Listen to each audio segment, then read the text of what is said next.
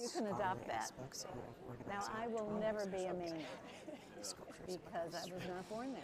I am in the very last stages of finishing a book. Well, I grew on up in California, but I actually am from Washington, D.C., so it's even more because there's a little bit of southernness Guys, in Washington, 19th, D.C. 20th century. From Southern California, there's all of the kind of So I didn't end up, he's not in the book. I think he could have been a chapter. So it's and then I come to Delacroix, New England where people Courbet, don't smile.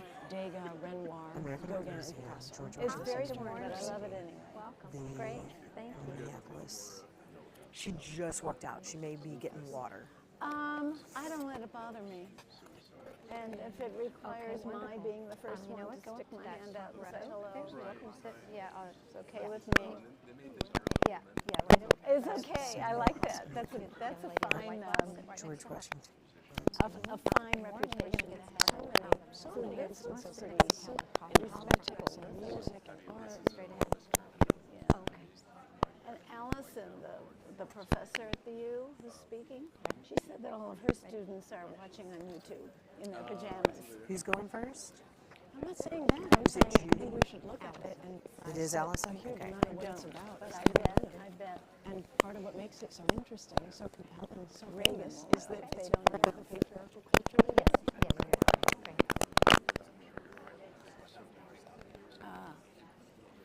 Good morning, everyone. Of that town. Good morning, We'll everyone, have to leave the question for another time.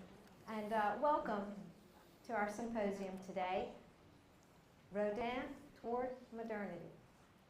And we have a really exciting program. I'm just so thrilled to have the speakers that we have here today with us.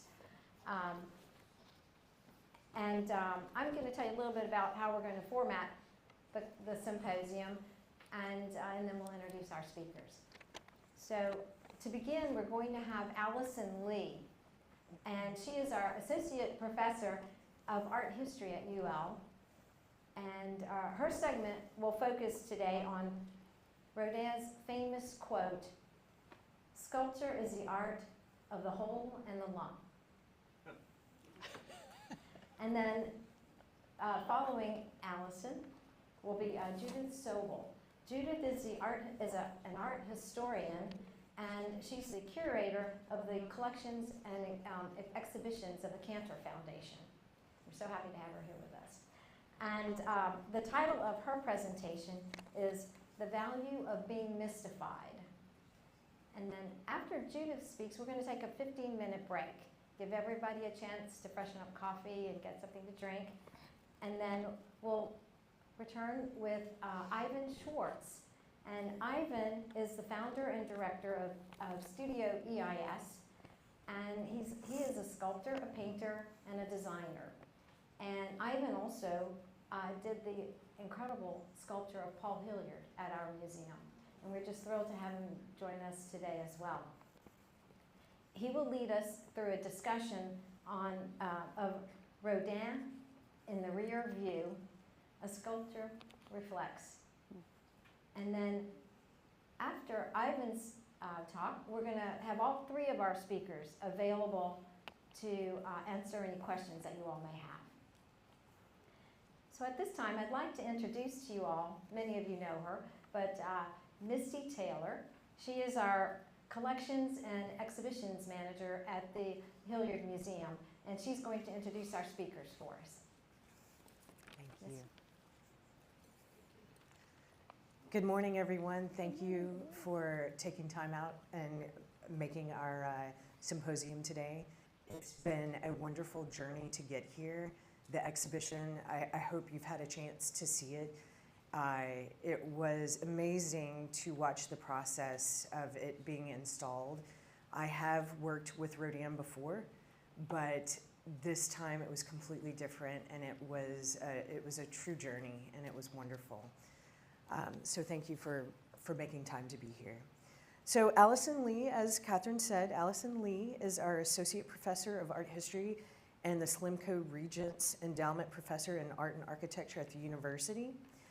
She's a specialist in European and Russian art of the 19th and early 20th centuries, and the author of Picturing Russia's Men, Masculinity and Modernity in the 19th Century Painting And she's also the co-editor of a volume of Russian Orientalism, if I said that, I'm sorry if I said that incorrectly, in global context.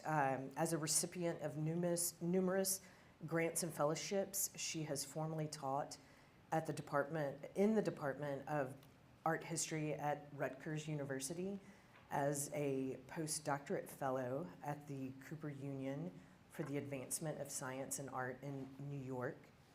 And she is currently completing a book on misogyny and modern art, which will be published next year through Abrams. So let's welcome Allison Lee.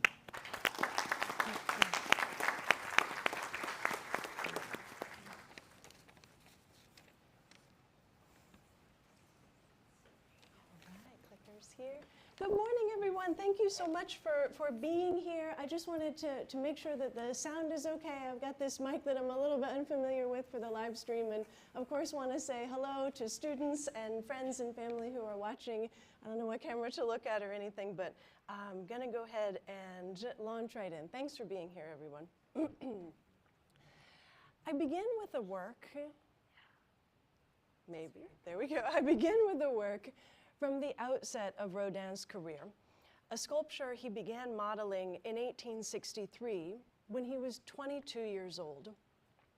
It's a piece that's often described as Rodin's first major work, though I think there's something rather humble about it when you see it in person. This is a photograph I took of it last week when I first encountered it in the exhibition at the Hilliard. I'm hoping my photo, as imperfect as it is, gives you a little bit more of a sense of both this work's materiality and its scale. As you can see, it's not a large sculpture. It only spans a kind of mere 7 inches across, and it's 18 inches high, but much of that is given over to the classical pedestal that the bust is attached to. I imagine that a good number of visitors to the show in the coming weeks and months might overlook this piece, especially given the more monumental bronzes on view in the gallery. Excuse me. But I hope I might convince you to seek this particular sculpture out and to have a good look at it, because it comes from an important moment in Rodin's life, and it encapsulates a lot of the creative choices and working processes that I think make Rodin so special. Now, I'm tempted to begin by trying to describe the way that Rodin handled this particular face. But perhaps I should begin with the model. For we actually know a good bit about the man who posed for this work, though I might phrase that slightly differently, because I want to emphasize that we're dealing with a situation in which Rodin quite specifically chose a certain individual, and he knew for this portrayal. You might have thought when we're seeing the sculpture, especially in the professionally staged photograph that I'm going back to now, that this must be a depiction of some lofty historical figure, a venerated general from antiquity, or a lofty saint from the Crusades, perhaps.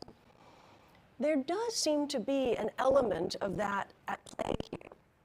You'll come across books that claim that Rodin chose this man for his depiction because he reminded the artist of the philosophers and fishermen that Greek and Roman sculptors had captured in their own marble works from many centuries before.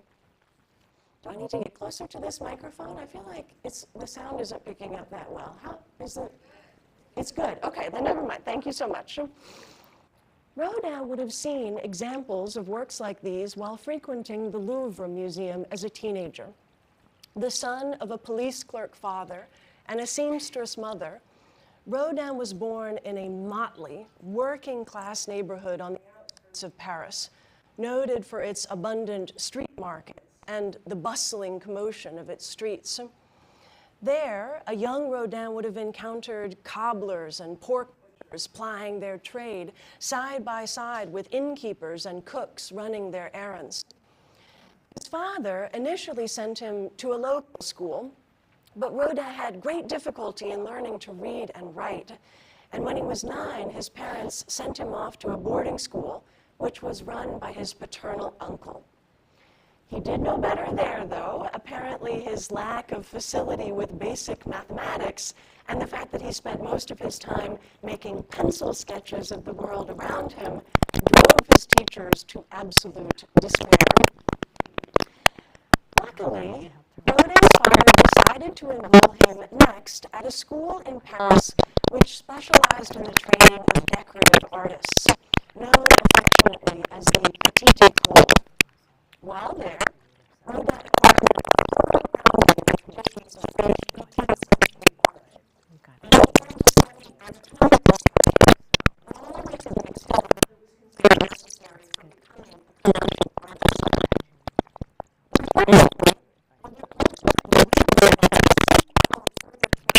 As a sculptor apparently came about rather randomly, and I love stories like this.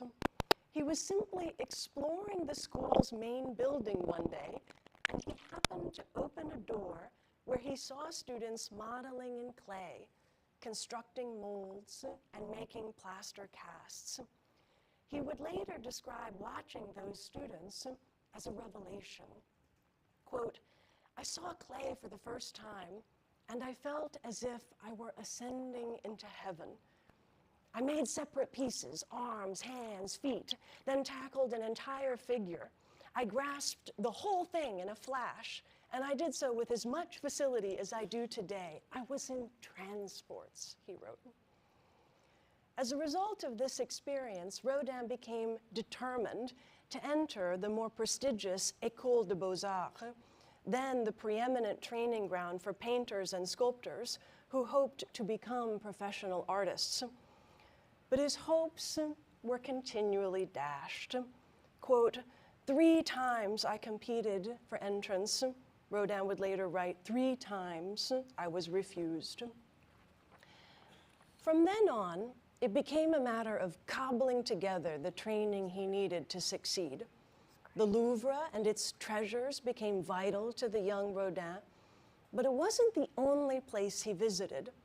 He could frequently be found wandering the Bibliothèque Impériale, and he started studying animal anatomy at the Museum of Natural History in the 5th arrondissement. From 1858 to 1862, he worked for a number of different craftsmen and ornamentalists before finally settling into his own studio in 1864. It was in this space, which was actually a stable in Paris's 5th arrondissement, that Rodin worked on the sculpture with which I began and which I've kept sort of in the background here, looming for us, the so-called Mask of the Man with the Broken Nose. Rodin had met the man who posed for the work in his neighborhood. He was a handyman, known around the quarter as BB. He made a meager living doing odd jobs for the artists who lived there. You could engage him to run various errands for you or to sweep out your studio if you had the means. Looking at the sculpture that Rodin ultimately produced, I think it's striking how interested the young artist was in capturing the ways that time and various life experiences had ravaged BB's features.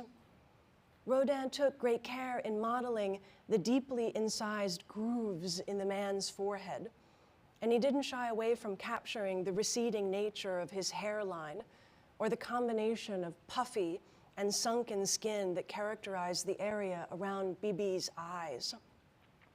He also seems to have worked hard to accurately capture the handyman's long, broken nose. It's portrayed with such force and honesty that you can almost imagine the blow that marred that man's face in this way. A punch from a right-handed combatant, perhaps, or a nasty fall against a hard surface. It's amazing to think about Rodin at 22 years old, looking at this man's face and seeing all that he did in it. Now, this slide might be slightly indulgent, but I want to reinforce this sense of how young Rodin was when he made this sculpture by showing you this photograph of him that was taken not long before he began the work.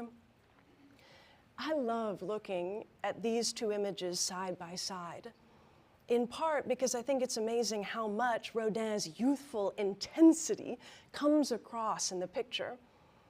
Seated before the camera's lens, Rodin is all furrowed brow and concentrated gaze, his hair cropped short as he hunches forward in his workman's smock. The determination in Rodin's eyes stands in contrast to Bibi's rather vacant stare, but there is a congruence, I think, of some sort between them. Maybe it's just that Rodin didn't shy away from what he saw when he looked closely at this older man's face. Indeed, he seems to have found Bibi's features fascinating, if not outright beautiful. His time-worn and long brutalized face, the epitome of a new kind of heroism, the heroism of modern life, as Charles Baudelaire put it. Or perhaps we might describe it as aligned with the title of this symposium and the exhibition itself, Toward Modernity, on the cutting edge of a phenomenon that was new, embracing something shifting and transient, concerned with seeing people in all their modern glory, in all their humble truth and profundity. In many ways, it is those sentiments toward modernity, the heroism of modern life, that might lead us to see the thing that I think is most striking, most radical, maybe most moving about this sculpture of Bibi. For it isn't just a portrait bust that centers on heroizing the features of a man who lived a hard life and had a broken nose. It is a sculpture that was itself broken. We need only adjust our view and move around it slightly to see that the whole back of the man's head is missing. What should be the curve or the bulge of the backside of his skull is instead a gaping void, a crevasse where there should be a sphere. It looks excavated, evacuated of the pleasure we might take in a convex surface, a sign of the process of this work's making, but even more so a sign of its maker's decision-making. It reveals something about the life that Rodin was living as this sculpture took shape and evolved. It reveals that both Bibi and Rodin were, at the time this work took shape, struggling. Many years later, Rodin would describe what working in this first studio in the 5th arrondissement was like. Quote, "I shall never forget my first studio." Sorry, I got off the slides there. Maybe I'll go back to that one so you can see it for a moment. It's a terrible glare. I realize me photographing this, you can see me with my giant apparatus, but it really is just this gaping sort of interior hole. Quote, "I shall never forget my first studio. I spent some hard times there. Since my finances precluded me from finding anything better, I rented a stable. It seemed to be sufficiently well lit and to provide me with the requisite space to step back and compare my clay with the original, an essential principle which I have always adhered to and never departed from. The space was not without its privations, however. Rodin described how, quote, air seeped in from all sides through the ill-fitting windows and warped wooden doors. The slates on the roof, worn from exposure or loosened by the wind, admitted a permanent draft.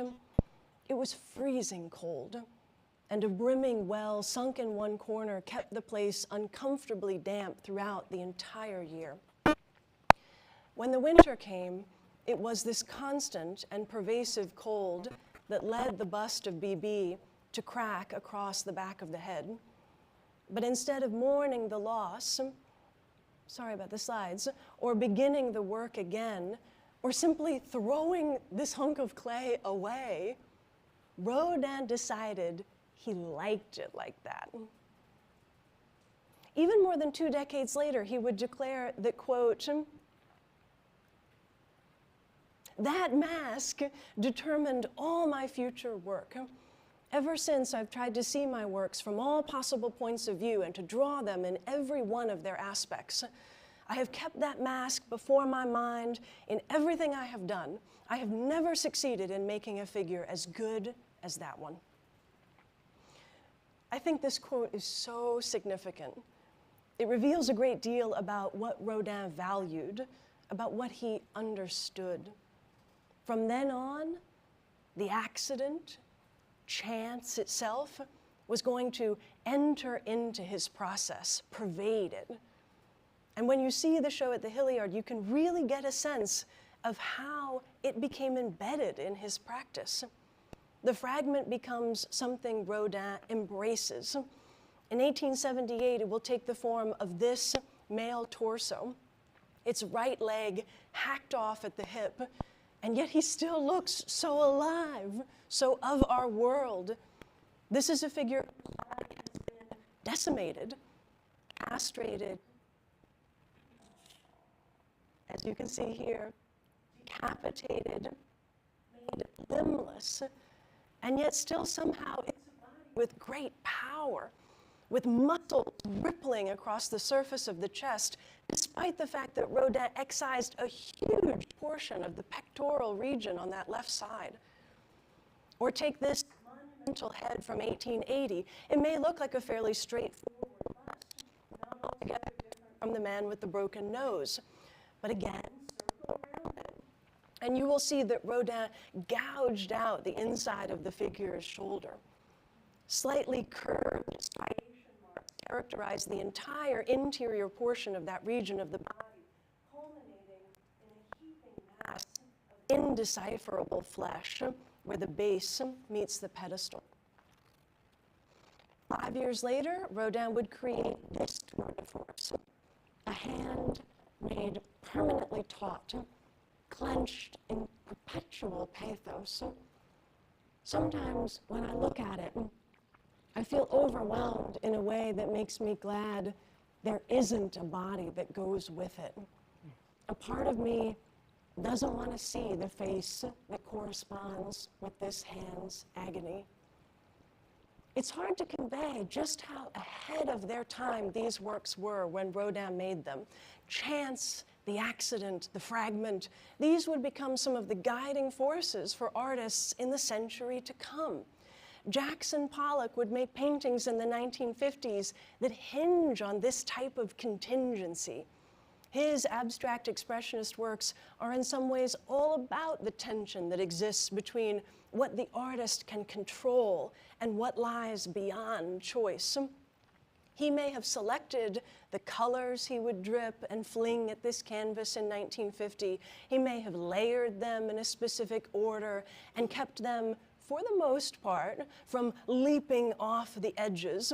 But he understood that forces like gravity were acting on the paint in ways that could not be entirely predicted. He understood, as Rodin had 80 years earlier, that every work of art is a venture, a gamble, that it involves risk and intuition on a level that I think most of us ordinary human beings just couldn't handle on such a regular basis. What Rodin knew, I think, before a lot of other artists, was that there is a balance, that art, like life, exists on the precipice of a series of intertwined but precarious dualities. Quote, "Sculpture is the art of the whole and the lump," Rodin once said. Not of clear, well-smoothed, unmodeled figures. The way to obtain solidity and life is by work carried out to the fullest, in the direction of truth.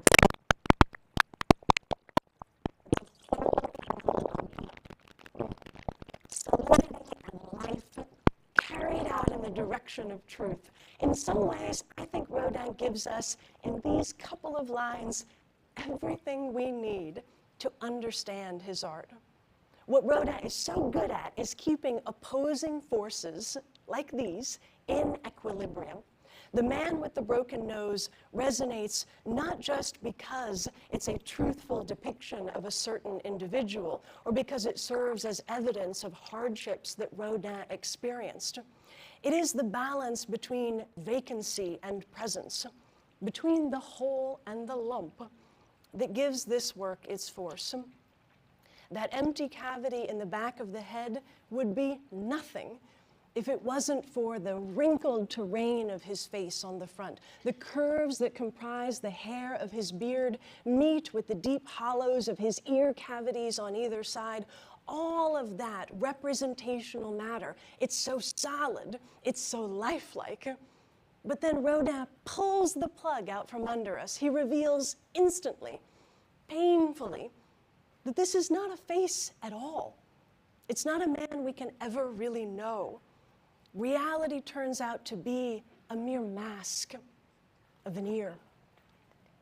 Quote, "All that is solid melts into air," Marx wrote in 1848. "All that is holy is profaned, and man is at last compelled to face with sober senses his real conditions of life and his relations with his kind." My friends, it doesn't get any more toward modernity than that.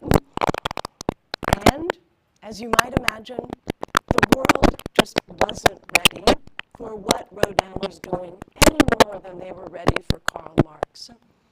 He faced, Rodin, so much rejection in the early years of his career. Denied a place at the École des Beaux-Arts, the Man with the Broken Nose, not accepted for exhibition in the big Paris Salon in 1865, his submission monuments dedicated to the defense of Paris in 1879, all rejected. But he just kept at it. He spent several years living and working in Belgium, carrying out decorative work on various monuments and public buildings. He scraped together enough money to travel to Italy, where the works of Michelangelo and Donatello set his mind ablaze. Slowly but surely, he found his way. In 1880, he received his first major government commission to design the doorway that would become known as the Gates of Hell. That same year, he was able to exhibit a plaster version of his St. John the Baptist at the Paris Salon. And in 1885, when he was 43 years old, the city of Calais in northern France finally commissioned Rodin to produce a monument that would commemorate an event that had taken place during the 100 Years' War. This monumental sculpture would come to be known as the Burghers of Calais. And I want to spend the little bit of time I have left focusing on just a few aspects of it, because we are so very lucky to be able to see it in Lafayette like this right now. And yet again, I think looking closely at specific pieces in the show will prove revealing in terms of understanding Rodin as both an artist and a man. Take a sip of water.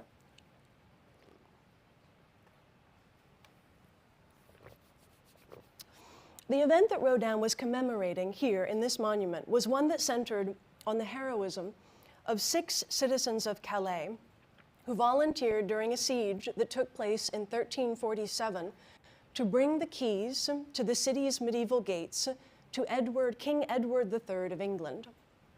In exchange, the king agreed that he would end the blockade that had prevented food from entering the city for 100 days. Rodin chose to portray the moment that the group of citizens, called burghers because of their status as leaders in the community, assembled to begin their march toward the city gates. With nooses around their necks and the keys in some of their hands, each man is reckoning with the surrender that he has volunteered for and the execution that will likely await him. It's a fascinating work, devastating, beautiful, harrowing. Again, we see Rodin make use of this notion that, quote, sculpture is the art of the whole and the lump. He gives us gaping mouths and sunken eye sockets. ears that look like they descend into caverns, nostrils that flare wide with tragic fury. But then he juxtaposes those elements with bulging muscles, the rippling of fabric across shoulder blades, wrist bones, knuckles, clavicles, ears, a whole topography of anguished, projecting physicality. Lumpen and sunken, concave and convex, inner and outer worlds colliding in the form of bronze. It's easy to think that all this maybe sort of came to Rodin effortlessly, that he was some sort of natural in terms of technical abilities. But the show at the Hilliard makes it beautifully clear just how much work went into creating this monument. If you keep an eye out for it, you will see that on view in the gallery is a little work with a label that reads, "The Burghers of Calais, First Maquette."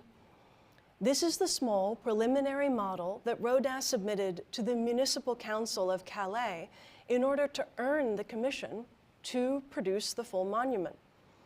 You can see that in this initial iteration, Rodin was planning to keep the figures contained together, linked by a rope and elevated triumphantly on a pedestal. The maquette did indeed earn him the commission, but the council demanded that he produce a second maquette, this time 1/3 the final size, and they insisted that he submit it prior to the completion of the monument. In the show, you can see, it's wonderful, one of these second maquette figures, which portrays the second burgher to volunteer, a man named Jondère. He was known to have been a greatly respected and wealthy citizen who had 2 beautiful daughters. Rodin shows him holding the keys to the city on a cushion. His arms are straight, his torso rigid. Already you can see the distance Rodin has traversed in the course of this year. Gone are the heads held high from the first maquette. The sense of a mass of common solidarity was replaced by the isolation of each individual. What had originally been conceived as a single pedestal for all of the men to stand on collectively had now become a unique and disjointed base for each man alone. But Rodin's work was still not done. He insisted, because of the kind of artist he was, on creating full-scale nude versions of each figure in the group as well. And you can see one example of that practice if you again seek out the figure of Jondère among the group, and it's when you first enter the gallery. So much work, so much study, so much devotion, all in an effort to transform these medieval heroes into modern men that we might recognize and see something of ourselves in. I want to close with one last Rodin quote. It's a little long, something he said in a conversation with a protege about the burghers of Calais. Quote, "I have not shown them grouped in a triumphant apotheosis. Such a glorification of their heroism would not have corresponded to anything real." Is that something I could reach you? Okay. I have not shown them grouped in a triumphant apotheosis. Such a glorification of their heroism would not have corresponded to anything real. On the contrary, they are still questioning themselves to know if they have the strength to accomplish the supreme sacrifice. Their soul pushes forward, pushes them onward, but their feet refuse to walk. If I have succeeded in showing how much the body, weakened by the most cruel sufferings, still holds on to life, how much power it still has over the spirit that is consumed with bravery, I can congratulate myself on not having remained beneath the noble theme I dealt with. The most cruel suffering and the most noble themes. That is Rodin. And I think that is life. Thank you.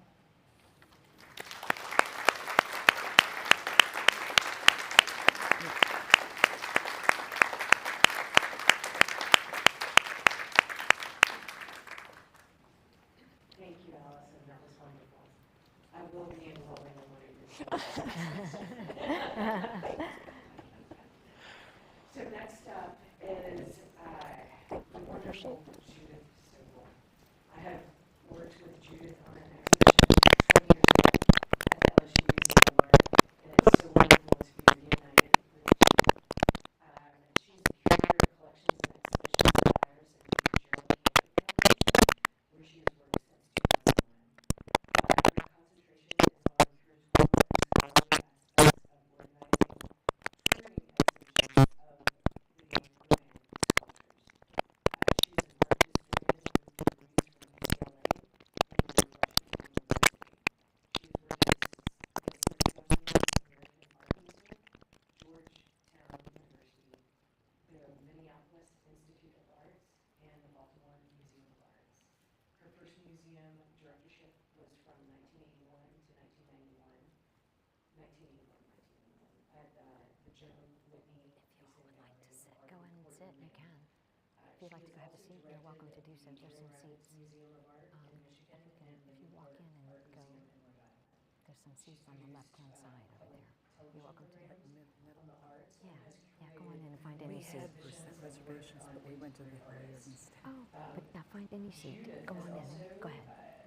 It's a good time to do it. articles for exhibitions and catalogs and other publications, and she is currently living in Maine with her Shih Tzu, her stubborn Shih Tzu, Sparky. Welcome, Judith.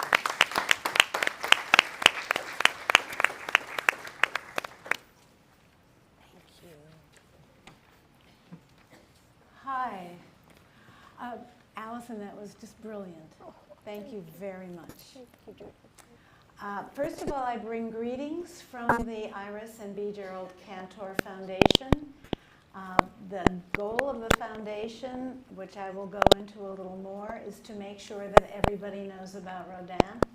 And they are delighted that I've come and see all of you here in the audience. And I hope that what I have to say will give you a little bit of insight into why a couple of people with no real prior experience in the arts would amass eventually a collection of 750 pieces by the same artist, because that is my subject today. The Cantors, their background, what led them to collect Rodin, and indeed what difference it has made, not only in the art world, but hopefully in the world of people who you might meet randomly on the street. I also want to thank, with great admiration, the staff at the Hilliard. This is not an easy exhibition to mount. Some of those large burgers that Allison just showed you, of course, need all kinds of equipment to take out of their crates, to move around, and to place in a particular location. There's a brilliant, I think, installation pattern going on with this show that because I have been doing this since 2001. I have seen about close to 100 installations of this sculpture. So I've seen them all, and I've also seen virtually every possible color of every museum wall. And I have to say, when I first walked into the museum, I was kind of like, oh my goodness, that is a brave color. And I think it's a brilliant color. I'm very, very happy to share that with my Cantor Foundation family, because they will be as surprised and delighted as I am. I bring also special admiration to Jeff, whose last name I've forgotten, who lit the show. You saw with Allison's slides how difficult it is to take an image of something made of material that does nothing but reflect what's around it. So if you light this show too brightly, you don't really see the object. If you don't light it brightly enough, you don't see the object because the surfaces are so dark. It's very hard to light. And in a gallery the size of the one here at the Hilliard, I think it's a particular challenge that's been well met. So I thank you to all of you, and hope that you all will go and see the show. It's going to be here for a while, and you'll have many times to go back, I think. So, I don't have the clicker. Oh, I'll get it. I left That's it. a technical term, clicker. I left it on that one. Sorry, Judith.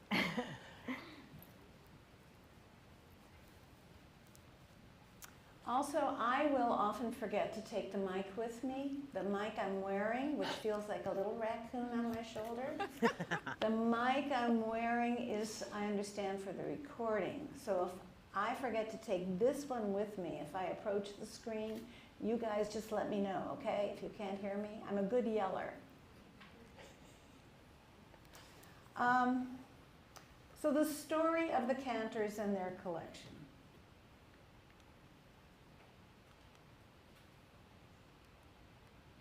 This is Bernie Cantor. He just got out of the Army. He served in World War II, and he went home to New York, where his family was. He was, like Rodin, perhaps a little bit more wealthy than Rodin's family had been. I would guess a solid beginning middle-class family in New York, no background at all in looking at the arts. But the story I'm told, because I never knew Mr. Cantor, he died before I joined the foundation. The story I'm told is that he had a free day and he could go to a movie or he could go to the Metropolitan Museum of Art. And for some unknown reason, he chose to go to the Metropolitan Museum of Art, which many people find quite imposing and don't really know what's awaiting them if they have the courage to mount the front steps. Bernie went. Bernie was never shy of courage from all that I've heard. And he found within the galleries of the Met many works that were typical of 19th century French sculpture. This is a piece called Ugolino. It's by Carpeaux. It's from 1863. And it's patinated plaster, which is a very interesting medium for an artist to work in.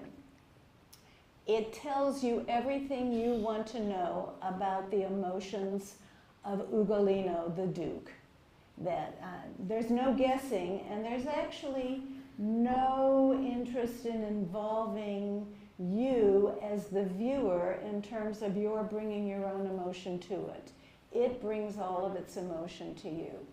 And it takes actually much of its format from Roman copies of Greek originals. This is a 1st century AD Roman copy of a Greek sculpture that went on to become this 19th century piece that Bernie Cantor saw at the Met. And walking further into the gallery, he happened upon Rodin's Hand of God. It's plaster. It's from 1898. There's a cast of it in the exhibition in bronze. And it kind of just blew him away because it was, as the title of my talk says, it was mystifying. He couldn't quite understand what it was about, but mostly he couldn't understand what about it made him curious about it.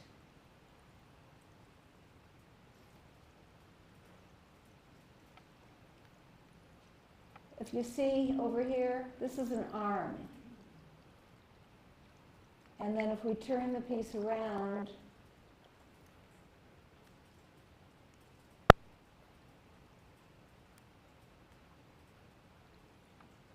there are two figures intertwined here that the hand of God is holding enveloped by the firmament of the being created world in which God is so involved at this moment in creating Adam and Eve.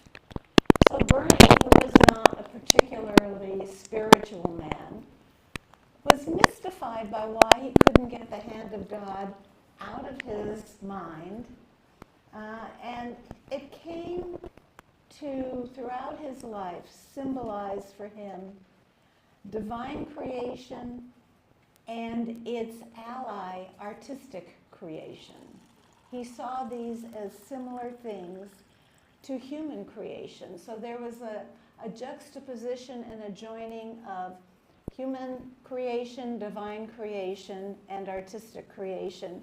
And that same juxtaposition can be found in Rodin's work throughout his career.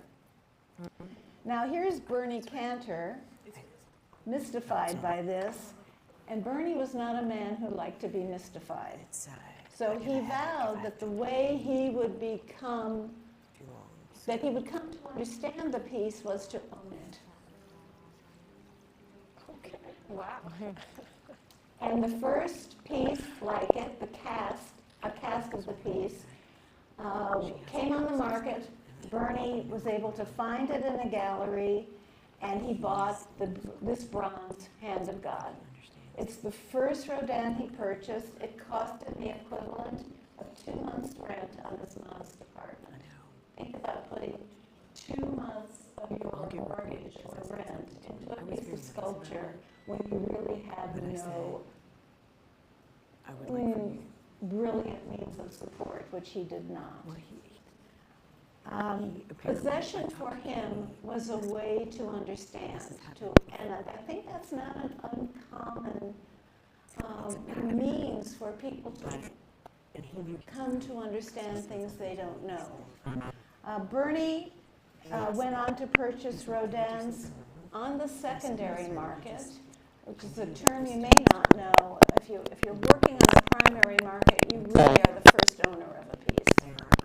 But if you're in the secondary market, you buy through a gallery something that the first owner has decided they no longer want to have. So it comes for sale, and you can purchase it that way. Much of what you see at Sotheby's and Christie's is the secondary market. He went on to purchase, his first major purchase was the Kiss. He bought it in 1955, and he was joined in his passion for owning Rodin's in order to understand them by his wife Iris. The two of them went on throughout their married life to eventually own 750 Rodins. Not all sculpture. Some of the pieces were photographs, historic photographs. Some were drawings. Some were letters from Rodin to some of his collectors or others within his world. And they became the premier collectors of Rodin in the 1970s, 80s, but particularly in the 1990s. And Bernie Cantor died in 1996. Iris is still with us doing a lot of work with the foundation and her favorite charities through the foundation's funding. What makes a fabulous collection? Because that's what they created. Well, I think that there are 4 things that a fabulous collector has. The first is the opportunity to collect. The second is knowledge. The third is passion. And the fourth is perhaps a great partner. Bernie had the opportunity to collect because Rodin was out of favor in the United States when Bernie Cantor began collecting. Rodin's work was seen by many, including the majority of museum curators and contemporary collectors, as the end of the neoclassical tradition, the end of pre-modernism. He was not seen, as we currently view him, as a bridge between traditional art and modern art. And this is one of Rodin's perhaps most traditional pieces. It's called The Age of Bronze. Rodin, therefore, was pretty much relegated to museum storage rooms.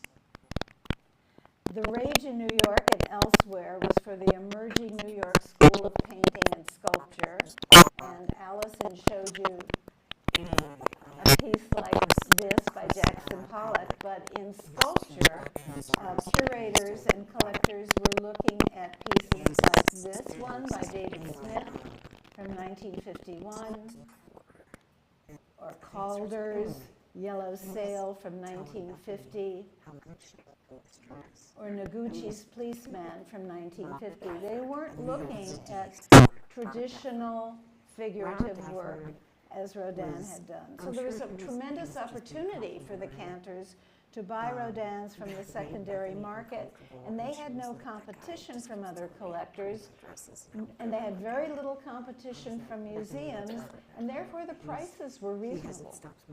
So they started collecting at a very good time. There was also great opportunity to purchase what are called in italics and boldface posthumous authorized casts from the Musée Rodin.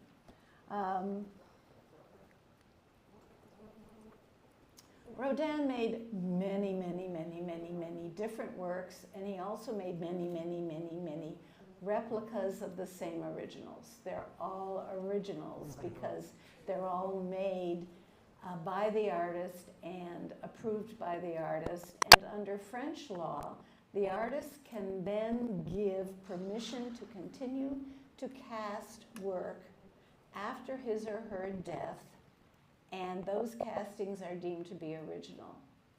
And what Rodin was able to, so let me go back. What Rodin was able to finagle, there's a good French word, was able to finagle just before he died was a deal with the government of France that it would create a Musée Rodin to guard his legacy in exchange for his giving the Musée Rodin permission to continue to cast his work after his death.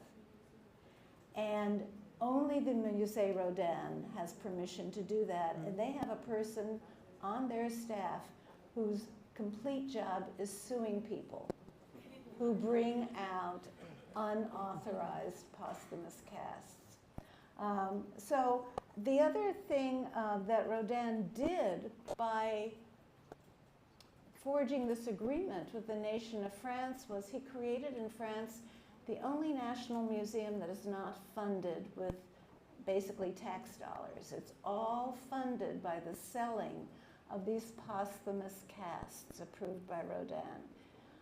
The museum has chosen not to list on its labels the exact information about the casting, but most of the casts in the show are these posthumous casts done by the Musée Rodin in foundries it has selected and under its supervision.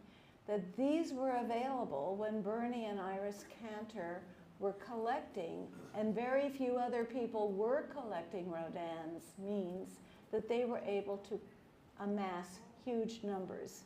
The other things that happened was that because of the process of casting bronzes, you end up with pieces, because you cast through a plaster cast, through a mold. It has to be done in small pieces or the bronze never gets to the edges it's supposed to. And so you have all these pieces. You have these hands, you have these feet, you have these chests, you have these masks, you have these heads. And Rodin soon realized that he didn't have to use them entirely for what they were first used for, but he could combine them in new ways and explore how these pieces would relate to each other. So he made from perhaps an original body of work that may have numbered 250 pieces, He know how then to do this combined until I odd get in there, pieces you in know? order to I mean, I bring knew how to do together it, but I'm like, I the don't really know what moving 750 parts are going pieces on. that the Cantors So, owned. And but yeah, they were because calling me they before were I even cast in started. They had editions, given, that I like a knew I had print the or a job, photograph, but you don't just make one I was still, original, like, but 4 you can weeks make out. 10 originals. Hilliard has 6 Williams. The Cantors could buy all 10, which they often did. They would buy all 10 of the pieces that were available to be purchased. Okay. They were the heroes to the Musée Rodin who needed the funding. And most importantly, they had pieces to give to their friends and their families and to museums, mostly all over the United States. So they were not only acquisitive, but they were interested in being Thank you. philanthropic with what it was they amassed in their own collection. This is the Hotel Biron, where Rodin's showroom and offices were. He did not make work here. It's currently one of 2 branches of the Musée Rodin in Paris, that he could actually rent space here for his use as like a business and showroom center, means that by the time he did this, which was maybe 1890, he was fairly wealthy because he had a home and studio in a suburb of Paris called Meudon, and this is where he did most of his work. This is Meudon about 1901.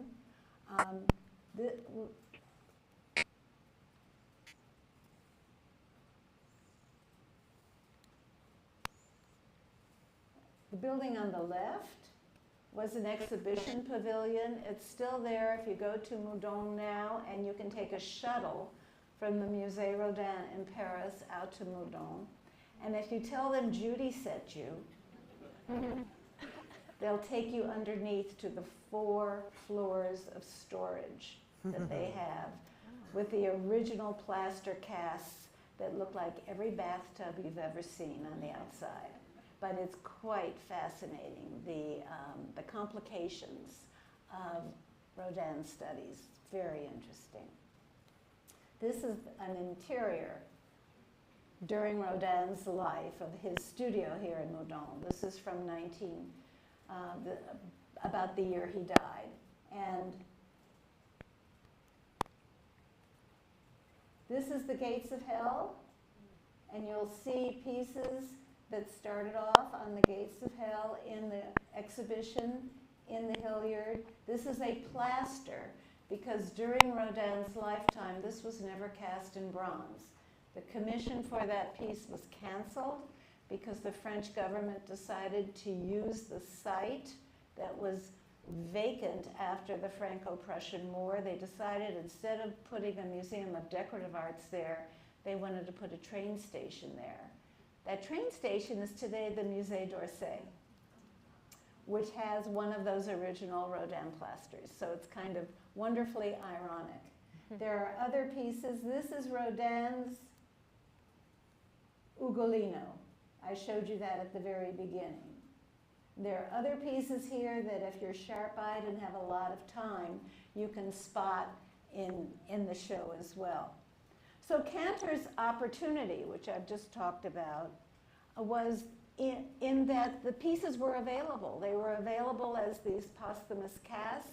They were available on the secondary market, and they were available at what today we would call a reasonable price. The other opportunity was to be found in Bernie Cantor's growing personal fortune. In 1945, he founded the firm Cantor Fitzgerald. And some of you may know that. It got a lot of fame in the world because of the 9/11 loss of so many of its employees at the top of the World Trade Center. Fortunately, Bernie was already dead, or it would have killed him, I'm sure. But Cantor Fitzgerald became and remains the foremost trader in government securities in the world. And Bernie was one of the richest men in the world, and he used his riches to buy a cast of the Thinker at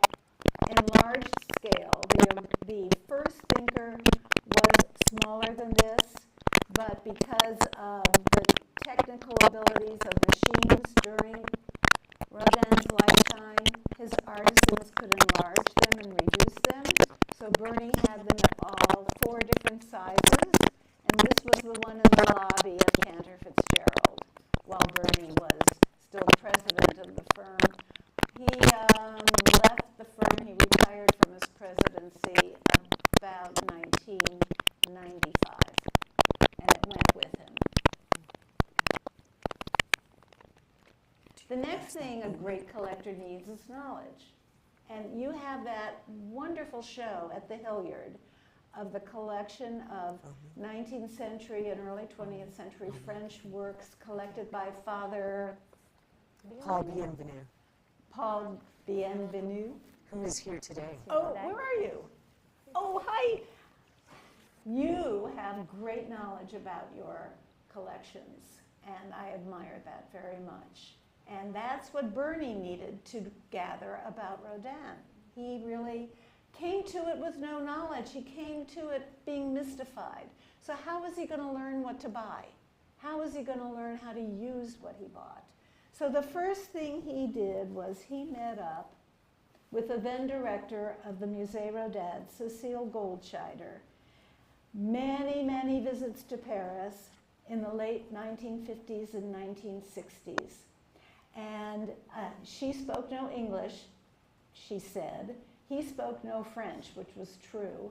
But they managed to create a relationship over their shared passion for Rodin.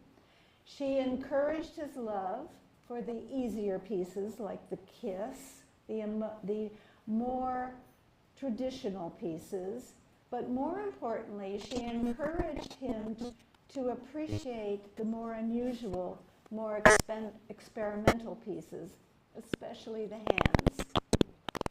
This is the large left hand of the pianist, which is one of my favorite pieces in the collection because I don't think it's really about the hand, I think it's about the making of music. You can see that the fingers are all elongated. They really have nothing to do with anatomy. They really have to do with the joy of making music. So Madame Goldscheider helped Bernie Cantor, but she was not entirely receptive to others. She was a very canny woman. She guarded the collection at the Musée Rodin, and she was particularly wary of Americans without money. She was not wary of Bernie because she knew that she needed him to support her institution. But if you came in as a graduate student looking to use the archives, you were turned away, and I'll tell you more about that in a moment. Bernie got a lot of information from Cécile Goldscheider. He also had the great fortune to meet up with the man on your right, and that is Al Elson, E-L-S-E-N, who was a professor of art history at Stanford University. And probably by the time Bernie met him in the mid-1980s, was the premier American scholar about Rodin. He wrote his dissertation on him when no one else was. So he became very important. They were two very alike men. They both were New Yorkers. They both worked their ways up in their respective industries. Al Elson in academia, Bernie Cantor in the finance world. And they depended on each other for assistance with their respective passions. How did Elson help Bernie? He helped him learn how to look. He helped him learn to look for foundry marks, for cast indications, what was a good cast, where did the bronze, the molten bronze, not fill the entire mold, and therefore the detail was not as good. They learned, Elson taught Bernie how to be a connoisseur. Not just a collector, but also a connoisseur. And how did Bernie help Elson? Well, money speaks in academia as it does in the finance world. And Al Elson got a lot of support for his graduate students. There were Cantor fellowships at Stanford University for those graduate students who were in Al Elson's entourage. And Bernie, in effect, paid their way to study Rodin. So not only was Elson an acknowledged scholar, but he was also someone who brought into the field young would-be scholars who wrote their dissertations on previously unexplored aspects of Rodin. I have in my Rodin bookshelf, next to Sparky's toys, I have like a section this big filled with red-bound dissertations from Rodin, from all Elson's scholars. So that they both helped each other flourish as people who were passionate about Rodin. The story I wanted to tell you, when Al Elson was a graduate student, he tried to get into the Musée Rodin archives to do some research, and he kept getting turned down, and he kept getting turned down. So one day, this was in the late 1940s, I think. So you know that France was pretty upset by the war anyway. Things were getting back to normal. He went to the Musée Rodin about 5 o'clock before it closed. And at closing time, he hid behind a pedestal. The guards left. There was no such thing as a motion detector in those days. The guards left. They locked the door. When they were all gone, he got out from behind the pedestal and went into the archives, worked all night long doing his research. The next morning, just before the guards came back, he hid behind the pedestal again. And when they opened the door, he sort of joined the crowd, and there he was. So that's, I'm sure you have stories, you've done stuff like that, Allison. Yes. Anyway, that's one of my two favorite stories about Rodin's studies. So Bernie Cantor had two of my four attributes, right? Of a great collector. He had opportunity, the market was there, and he had money, and he had knowledge from these two principal people who he met up with, and now the passion. How fabulous would it be if we could acquire one of the sculptures? How fabulous would it be if we could acquire He talked about Rodin whenever he could. He was not as proud about being the foremost financier that he was more proud of being the collector and of sharing his collection with people all over the world.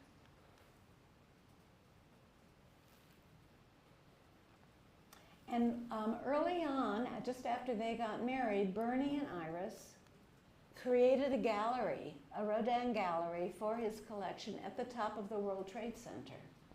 So you could make an appointment, you can go up, you could look around, there was staff, and Bernie and Iris were probably not there, but you could feel their presence. They finally had to close that gallery because they needed the space for staff people for the finance firm. So when they closed it, they didn't want to stop their passion for sharing their love of Rodin, and that's when when they conceived of the plan to hire a curator to create traveling exhibitions that went all over the world. And that's the job that I currently hold. And this is what the gallery at the top of the World Trade Center looked like. Nothing was ever in storage. And it continues now. We have no storage of our own. When we have things that aren't out on loan, either in shows or as individual pieces, they are in temporary storage, and we have to pay for that storage, and we're kind of stingy. We don't like paying for storage. We'd rather give our money to health centers and museums, so we put as much out in public view as we possibly can by lending things to museums. We have no gallery of our own after this one closed. And Bernie used to say, you cannot take it with you in a moving van to the grave. So eventually, from that 750 pieces that I told you they owned, they gave 450 things away. Most of them went to Stanford University, as a thank you to Al Elson. And Bernie was also great friends with a man who became the chair of the Board of Trustees there. And the chair of the Board of Trustees also courted Bernie. And we all like to be courted, right? So that worked out very well for Stanford. Here's the Gates of Hell. Bernie and Iris were the first collectors of Rodin to create a bronze cast of it.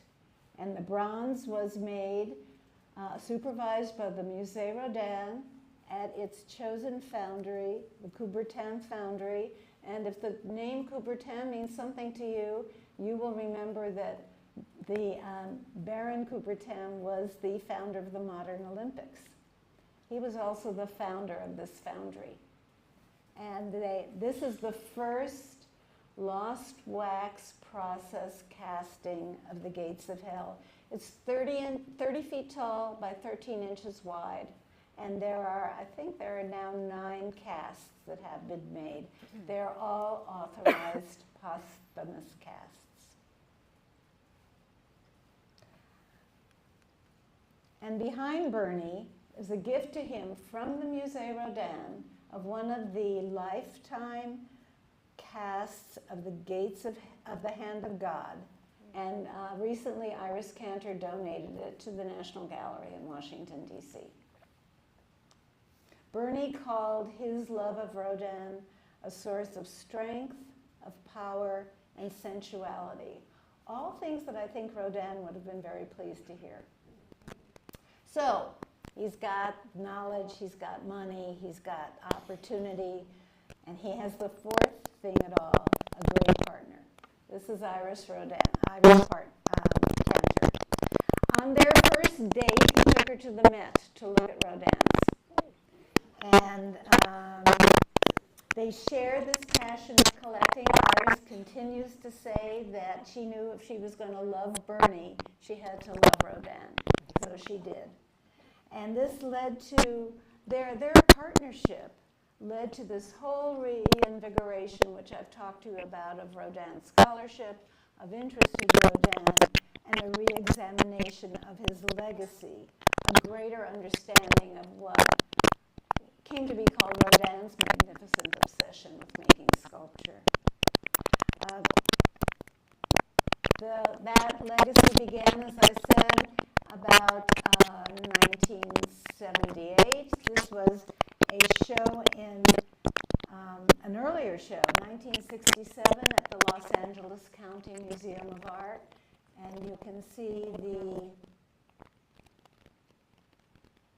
Balzac, the Rodin Balzac, which is still there in their sculpture garden, a gift to them. In the olden days, I hate to tell you this, Hilliard people, the Cantors would be here. I wouldn't be here. They'd be at the parties and all. And then when they left, they'd leave a piece behind as a gift. Wow. We don't do that anymore. Sorry. So this is Los Angeles County Museum of Art, 1967.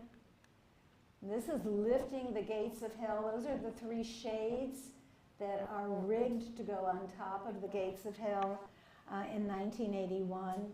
We continue to do traveling shows since the late 1970s. Our shows have been seen by more than 11 million people. They've been to about 600 museums all over the country. And in Canada in particular, as well as a few in Australia and in Singapore, other places. We currently have groups of works on loan to the Norton Museum in Palm Beach, Florida, to the Cincinnati Museum of Art. Well, those pieces that were in Cincinnati are now here, the Burghers of Calais. And at the Polk Museum, also in Florida. We're always looking for new places to lend our shows. If any of you have any ideas for me, I would love to hear them. The most recent gifts we have made have been to, the biggest one to Stanford University. This is Bernie Cantor and Al Elson in the B. Gerald Cantor Rodin Sculpture Garden.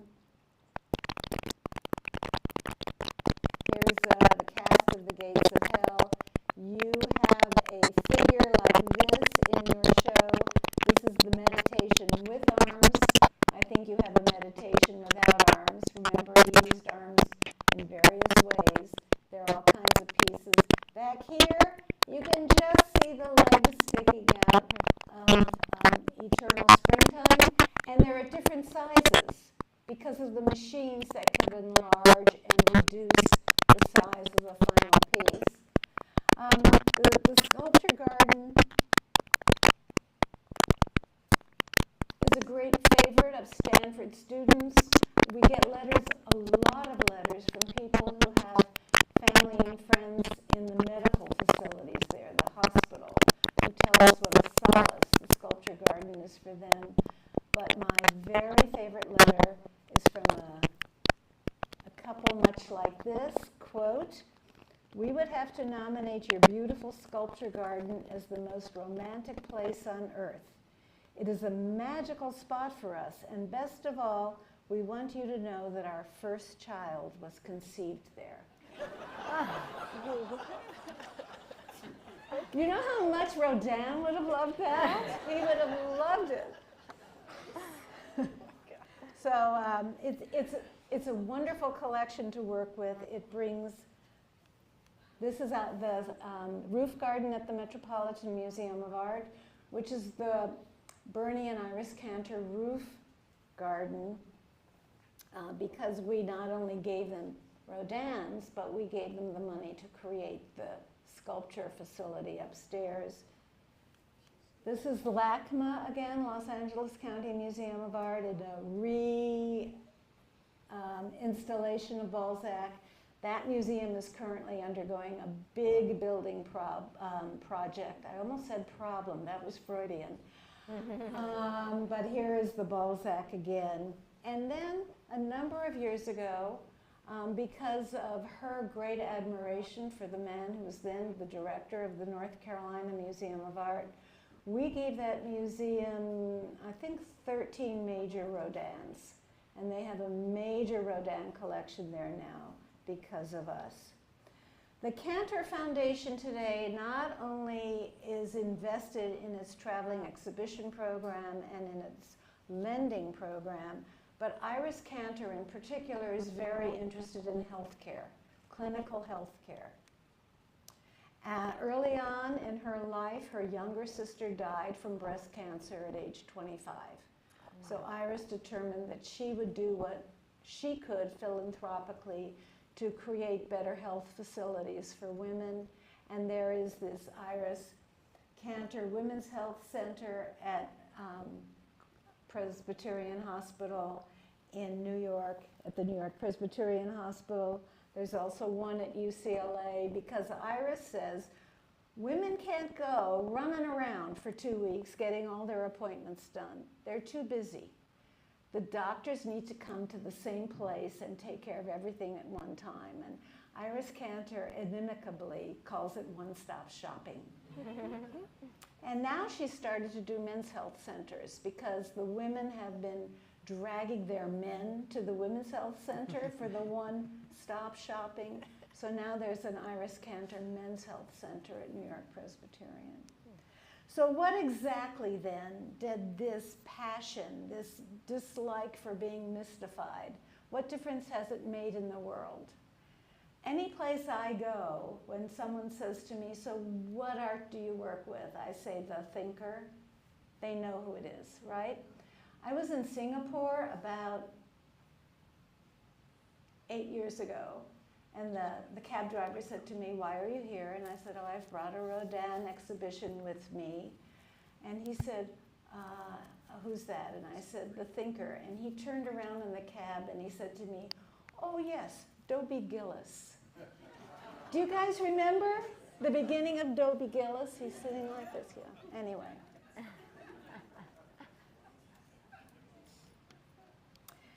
Cartoons like this are no longer, they actually, people know what they are.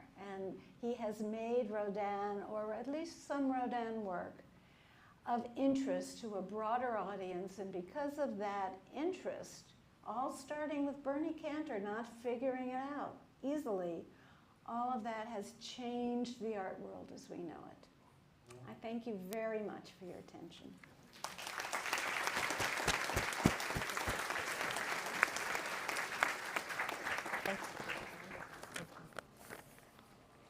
All right, wonderful. Thank you so much, Jeannie. Great.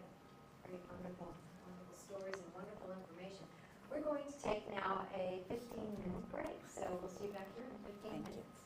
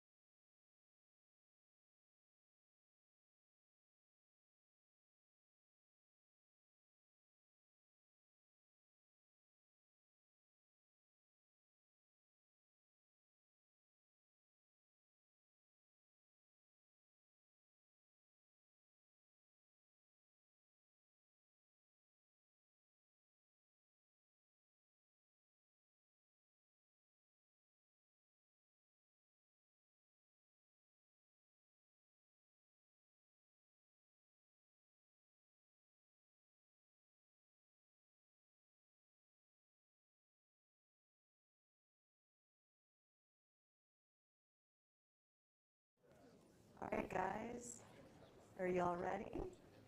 We have one more speaker.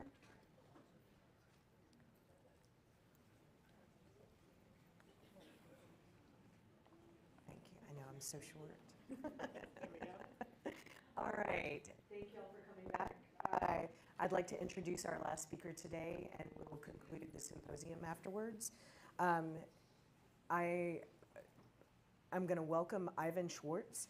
If you guys have been to the Hilliard, you've seen Mr. Hilliard in bronze on the front plaza. Thank you. That is the work and creation of Ivan Schwartz and his company. He is the founder and director of the studio EIS. He's a painter, designer, and with a keen interest in American history and the use of sculpture in the development of our national symbols. He was the recipient of the Distinguished Alumni Award from Boston University in 2003 and has continuously shown his work in New York since 1981.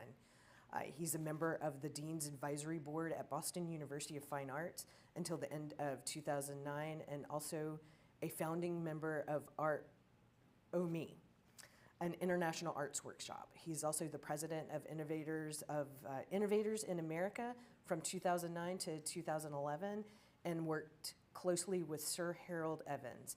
The Studio EIS archive was acquired by the Briscoe Center of American History at the University of Texas, Austin in 2014 in association with a new area of study on American symbols. So I'd like to welcome Mr. Ivan Schwartz.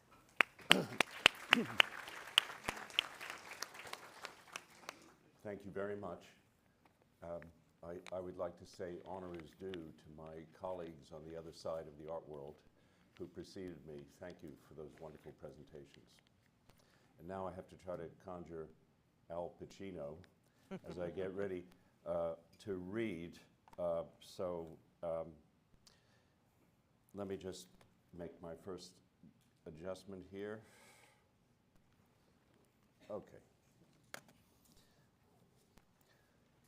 Rodin is always with us, the greatest sculptor since Gian Lorenzo Bernini perfected and exalted the Baroque.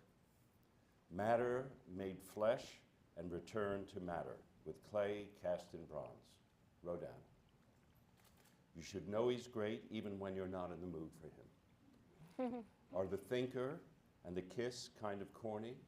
I felt that. Does the grandiosity of Monument to Balzac overbear? Sure. There's a stubborn tinge of vulgarity about Rodin, inseparable from his strength. But roll your eyes as you may, your gaze is going to stop again and widen at the sight of one or another work of his. What does it? It is a touch that thinks. He or his hand, as his mind's executive, wrenched figurative sculpture from a millennia of tradition and sent it tumbling into modernity. That was from Peter Sheldall, The New Yorker magazine, September 25th, 2017, on the 100th anniversary of Rodin's death. And now I'd like to say good morning and thank you for the invitation to be here with you today. Sheldall's powers of observation and economy in thought creates a point to begin and even where we might end here today in modernity.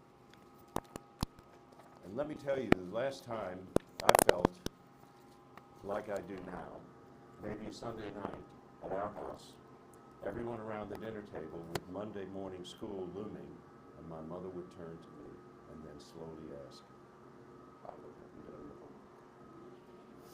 And then there'd be a big silence, followed by a pause around the table. Pause. Well, I don't feel quite so unprepared as then, but let's just say my decision to join you today reminded me of one of those Sunday nights when, with a big sigh, I leaped into the Monday morning void.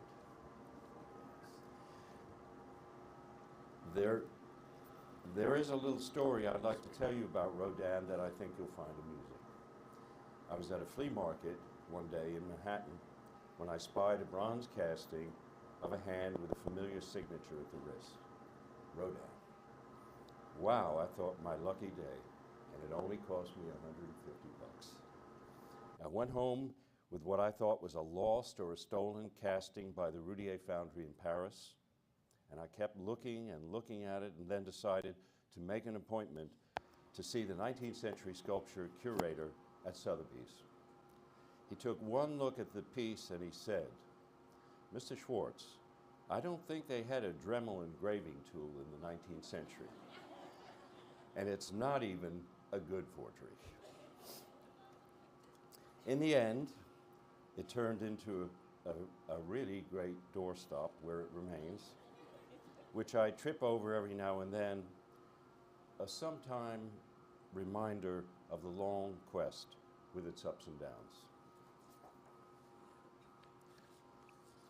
Now, there is no way you're going to be able to read everything that's here, but I created this because I look at life and history in terms of concentric circles.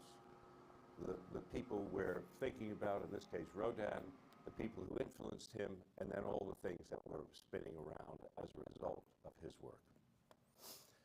And so now the invitation to speak was an opportunity to revisit Rodin more than 55 years after he was first presented to me as the Godhead in the figurative sculptor's pantheon, a giant of late 19th century art. And when I considered the question that was put to me about the influence Rodin had upon subsequent generations of sculptors, the sculptor's viewpoint, I demurred, mostly because those influences did not immediately come to mind. But when I began thinking about the proposition, some other things became apparent, things I want to share with you today that maybe will expand the topic a little, creating a thumbnail sketch of one brilliant artist in a time of unparalleled creativity and cultural ebullience. It's been a case of absence making my heart grow fonder, and if I could magically visit the past, that time, the end of the 19th century, and be transported on a dime with a dime in my pocket, that wouldn't be a bad thing to accompany this time traveling. So here's the thing.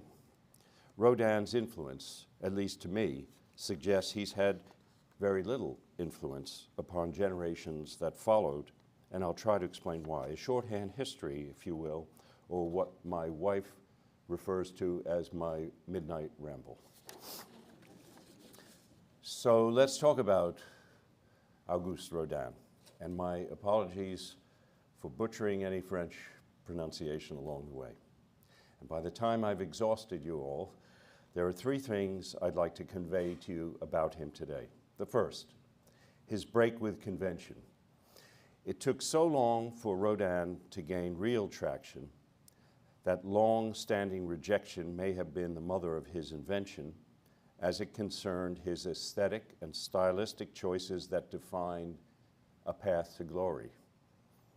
The second, Rodin's ascent, once he was, shall we say, discovered, was relatively brief, both in France and also in the United States, propelled by wealthy and influential friends and collectors whose influence reached the Metropolitan Museum in New York and ultimately resulted in the establishment of the Rodin Museum in Philadelphia in 1929. The confluence of money, American money, and political will should not be underestimated, especially in France. And third, the briefest, yet the most profound point. Rodin died in November of 1917, 1 year before the end of World War I. And ultimately, his influence was limited, possibly diminished because of that war.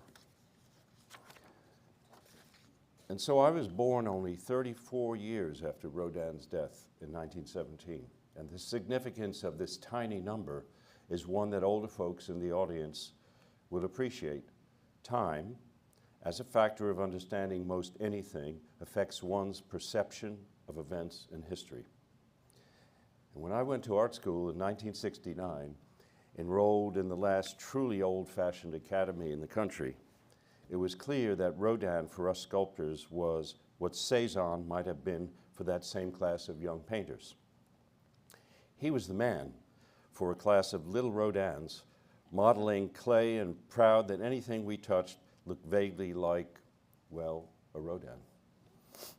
But had you asked at the time, I would also have said Rodin lived 150 years earlier, an antique, a man of another time, another world, a world apart. We were, after all, living in an art world so changed that a goodly number of my fellow students, fearing sequestration in the 19th century, transferred out after the first semester and made their way to more contemporary venues that connected them successfully to future careers. This will give you an idea of what we were looking at. Rodin on the left and Willem de Kooning on the right. And by that time, after all, by that time, abstract expressionism had already reached its zenith and was becoming a part of the secondary art market, where the value of art and its equivalency could be measured in gold bullion, replaced, as art movements are, by other more contemporary forms and practice. One of my teachers on the GI Bill after the end of World War II attended the Académie Julienne and had a model who had posed for Rodin. He regaled us with stories of Paris in the late 1940s and early 50s, and I have to tell you what a thrilling 6 degrees of separation moment it was. It almost felt as if he knew Rodin. And although his work had all the look of contemporary art, of the contemporary art world by the time we met, his tutelage was very much like the training anyone might have received in the late 19th century. In the late 19th century at the Académie des Beaux-Arts in Paris. It was rigorous, drawing, painting, and sculpting from models for many hours every day.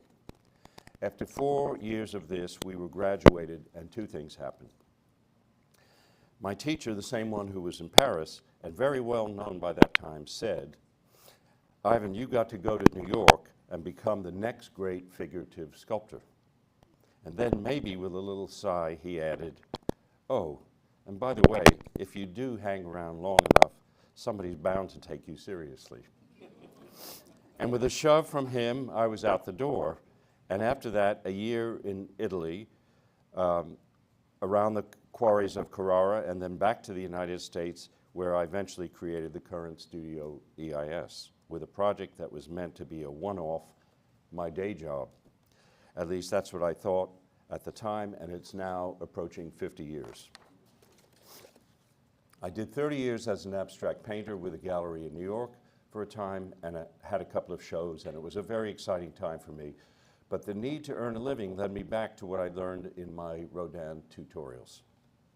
Being very well trained in classical, literal, narrative sculpture making, I'd like you to think about the painter, the German painter, Emanuel Leutz's wonderful history painting. Maybe you've seen it.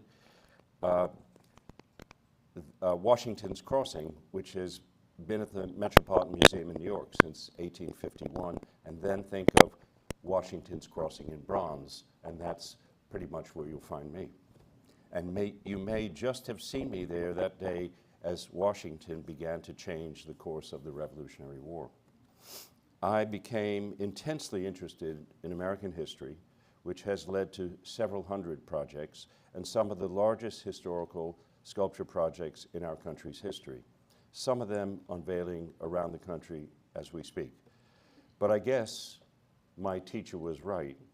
Sooner or later, someone will take you seriously, and that's why I think I'm here today. And just a 2-second look at a tiny bit of what we have done, what I have done. And now let's get down to the business of Rodin. The first thing, and I don't think there's anything new here, is an understanding of just how influenced Rodin was by Michelangelo, who lived from 1475 to 1564. An extraordinary thing, really, when you consider Rodin was born 375 years after Michelangelo's death. Of course, there isn't any disputing the power and the durability of Michelangelo's work, so why not be influenced by him?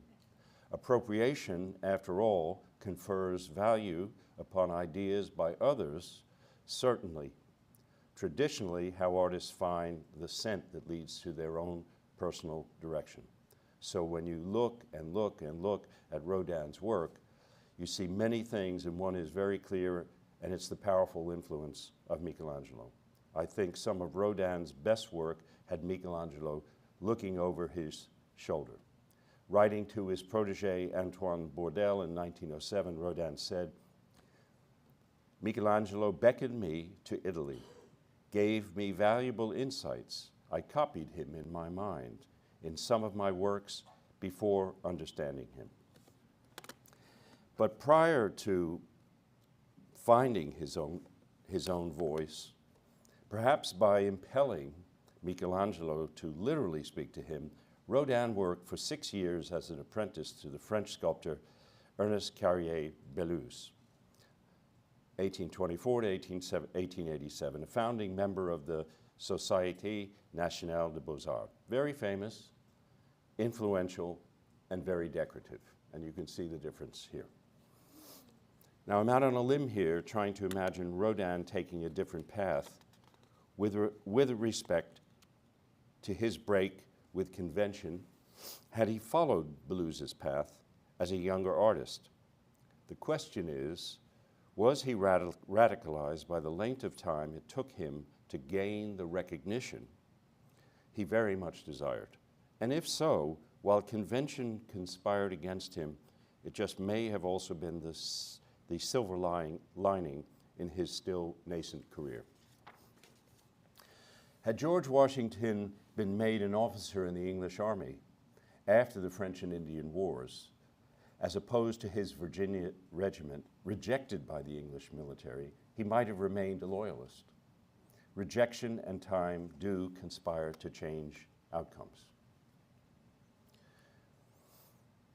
Rodin might have become a member of the Academy, shown his work at the Salon in Paris, and satisfied French society with images of well-executed decorative sculptures that gave comfort and suffering after the suffering and loss of the Franco-Prussian Wars of 1870-71, which was then followed by the madness, the trials, the executions, that is the terrible legacy of the Paris Commune.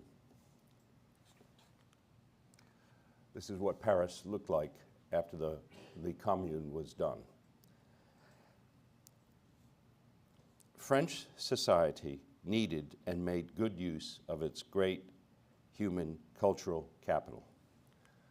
A phalanx of willing painters and sculptors helped rebuild Parisian/French culture, serving up lovely, extremely competent, if saccharine portraits of elite French society.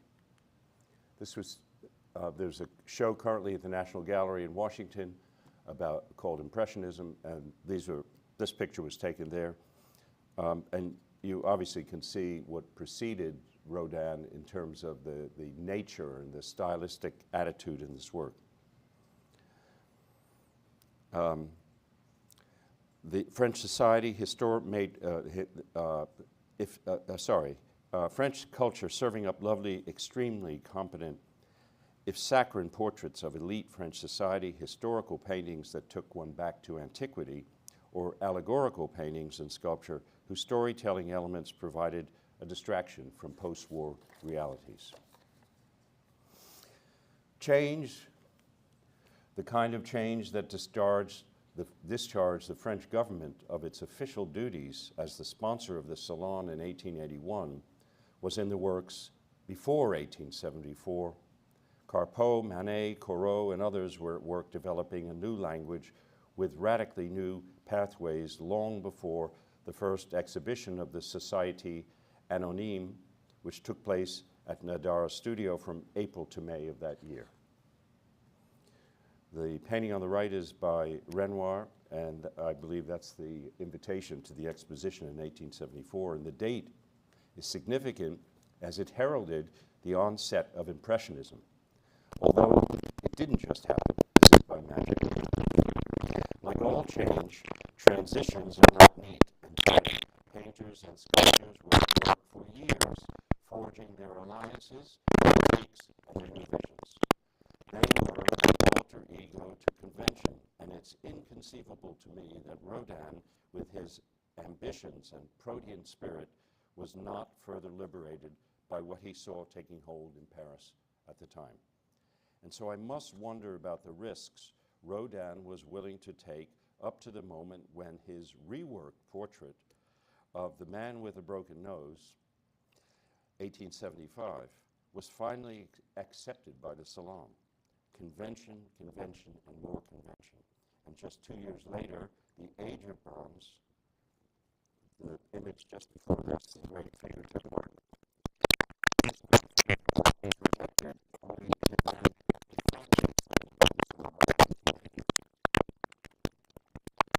and then what?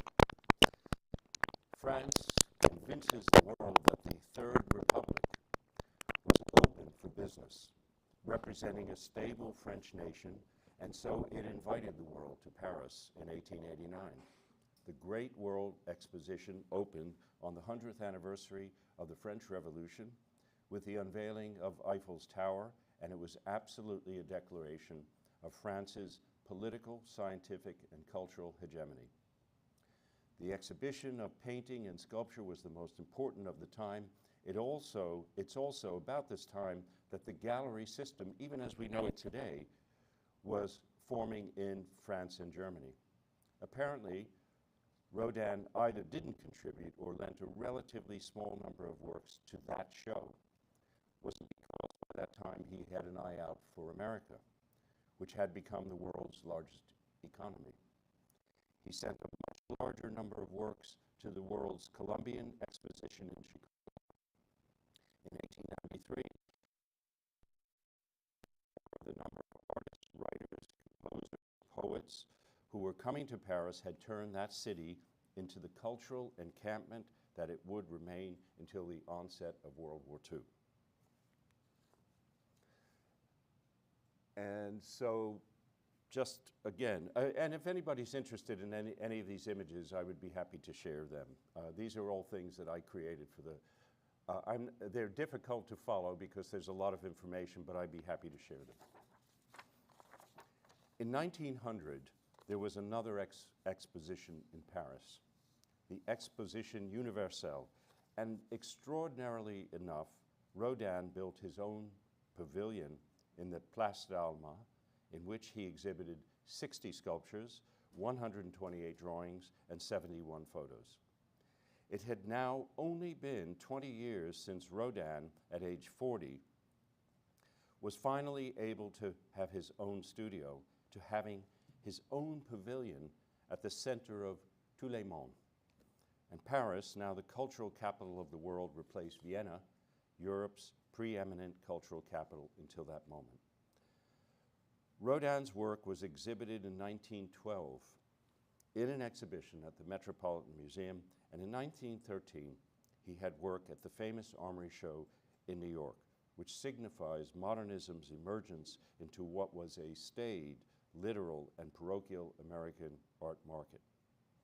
Auguste Rodin, who'd had a storied history of amorous affairs, had taken up with the Duchess of Choiseul, who helped guide his career development, and she dressed him for success and made important contacts with wealthy collectors. It's also about this time that a large number of Rodin's works were purchased and eventually became the basis for the Rodin Museum in Philadelphia, which finally did open in 1929. And so just to give you a sense, this is just the tiniest smattering of people whose books you may have seen or read, and composers whose work you may wake up to still after all of this time. Great, great, great people working.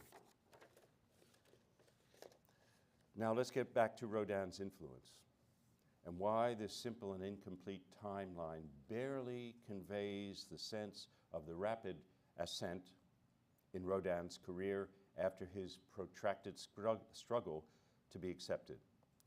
Were it not for any number of important moments, the French state commissioning numerous works and acquiring the Hotel Biron. in 1911, the acquisition of a significant collection of Rodin's works by the Metropolitan Museum and the development of the Rodin Museum in Philadelphia. I'm not sure we would know Rodin's work to the extent we now do. Was this the typical cycle of influence and money that helped to foment the career of an artist of this stature? First denied and then with his pedal to the metal. Well, the answer is undoubtedly yes, but only in part. There simply are not enough superlatives to describe the work of this great artist who produced more than 7,000 sculptures, and that may be in part because of what Judy was talking about, all the bits and pieces. 7,000 sculptures is an enormous number of things to have made. Notwithstanding the obvious intersections of money, politics, and power, one mustn't forget the unique vision, the extraordinary drivenness of the man who clearly never slept. How else can one account for such an astonishing production in such a relatively brief period of time? When I first went to the Rodin Museum around 1970 or 71, I saw drawers of what were described to me as yet uncast molds, work that had never seen the light of day, which seemed extraordinary given his importance and the value his work had attained, something I still wonder about to this day. But what impressed me most was the sculptor's evolving vision and the ability to convey this vision with an unstoppable verve, experimenting, drifting, playing, telling story, and yes, even failing miserably at times, and how refreshing to see the lesser efforts. On that same trip, I visited the studio of Rodin's protege, Antoine Bourdelle. His studio looked as if he'd gone out for a cup of coffee and just never returned. It felt empty, old-fashioned. It hadn't been tarted up for the tourists, swept clean and made to look as if Lister had just been there to sterilize the place. It felt, as it did 50 years earlier, full of his work and full of the clues to his explorations. A wonderful gift for a young sculptor. But the trip had one last act, a train ride to Lausanne, Switzerland, where, after knocking on a door with a letter of introduction and a sheepish grin on my face, the door opened and I shook the hand of the great Austrian expressionist painter Oskar Kokoschka, who was born in 1886. I was handed a cup of tea, a couple of biscuits, and offered yet another entreaty by a truly great artist, urging me to become great. He said, it's the only way, it's the only thing to become. And I'm still wondering what they all mean when they say that. But my train was leaving the station, and today onwards is what the conductor now calls out to me. But here's the final thing. The war to end all wars, World War I, it did change the world. Not really, really and truly, and I've taken all this time getting to a moment that is so profound, and there's no point in trying to elaborate or overstate, let me see, here we go, to overstate the importance of that event. It changed the world of art and culture, the world at large, and although there were lots of other brilliant artists who followed Rodin, some apprenticed to him, Antoine Bourdelle, Charles Despio, Aristide Maillot, and many others, the world still largely invested in the 19th century was changing like rushing floodwaters. It started before the war, sorry, I go backwards here. It started before the war and then following the war. Dada, Surrealism, Cubism, Futurism, Russian Constructivism, Fauvism, Expressionism, these new movements all filled a cultural void that could no longer be topped up by conventional representation. And this also followed suit in music, dance, poetry, literature, and theater.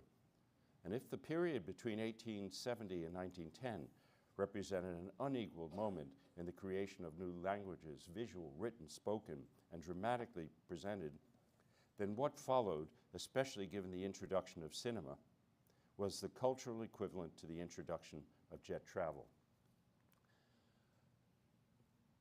My order is a little messed up here, folks, but Rodin died in 1917. That's his obit in the New York Times, and of course this is 1914 to 1918. What followed, especially given the introduction of cinema, was the cultural equivalent to the introduction of jet travel. Art accelerated and agitated as it had never done before, from movement to movement, as it also commingled with the emergence of psychology, pushing the boundaries of human expression into what we collectively recognize today as modernism. Thank you.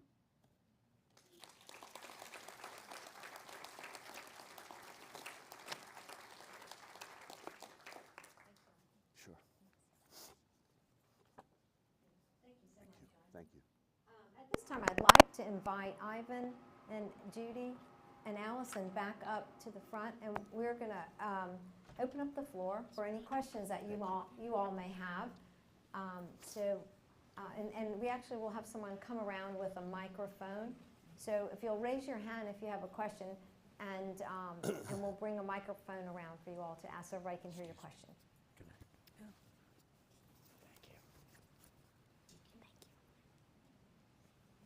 I think we have a microphone over here.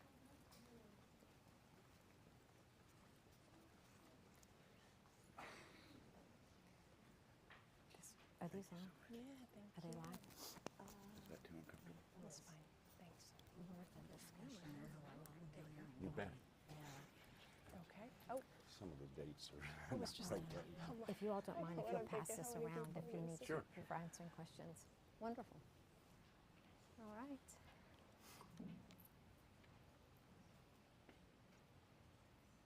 Okay, anyone have a question for our panel?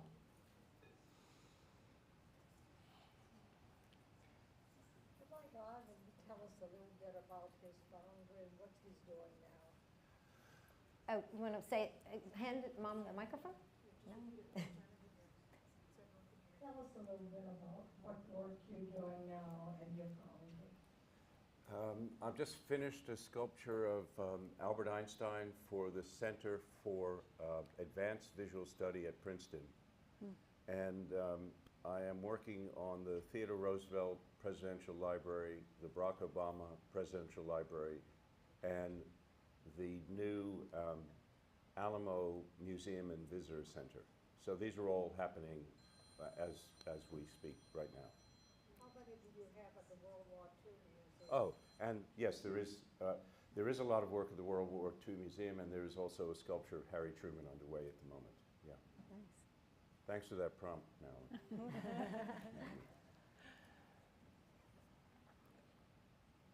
Do you have one?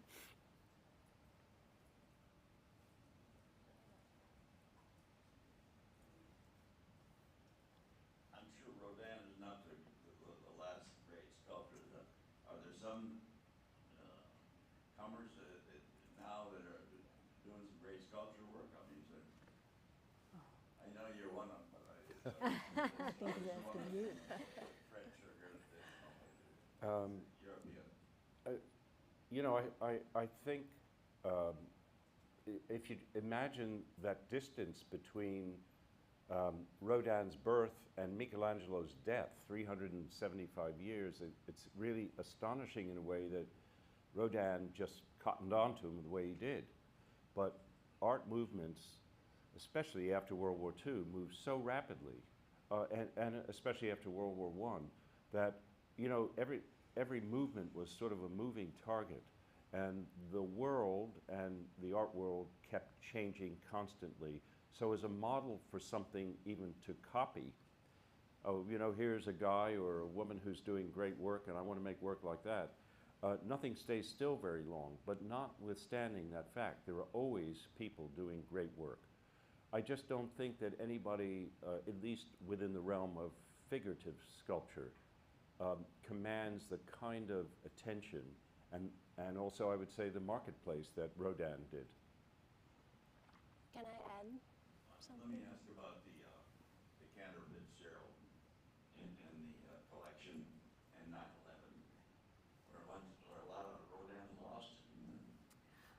Bernie Cantor died in 1996. He left the corporation in 1994 or 5 without very pleasant happenings there. And I'm not speaking from out of turn. It's been all over the newspapers. So when he died, he left behind Rodins that were owned by Cantor Fitzgerald, not by him personally. He took everything that he personally owned with him, donated many of them to the foundation that he and Iris had founded. And when 9/11 happened, we got all kinds of phone calls from reporters wanting to know what Rodins had been lost. We did not know because we had nothing to do with the corporate collection at the time. And whether Cantor Fitzgerald took the scores of Rodins it owned and sold them, whether they were out of the office place and instead in people's homes, we had no knowledge of. So I can't really answer your question. I could jump in with a little bit.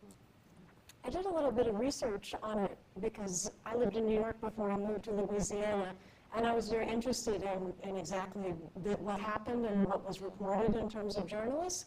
And from what I saw, again, just loose in terms of, this is not scholarly work that I did, there seemed to have been 3 Rodins that they firmly believe were part of the wreckage that occurred as a result of the terrorist attack.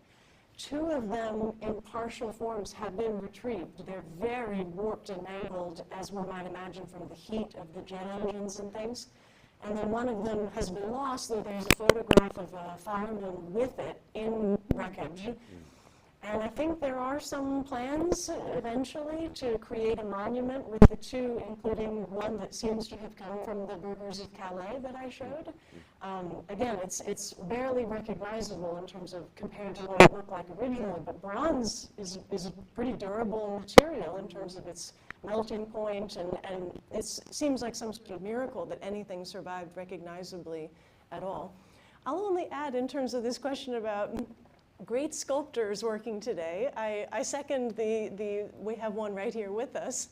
But I know that in terms of what students are really responding to in the classroom, and I think we have to think about sculpture certainly in a much more expansive way than the sort of traditional sense that we're looking at and thinking about with Rodin.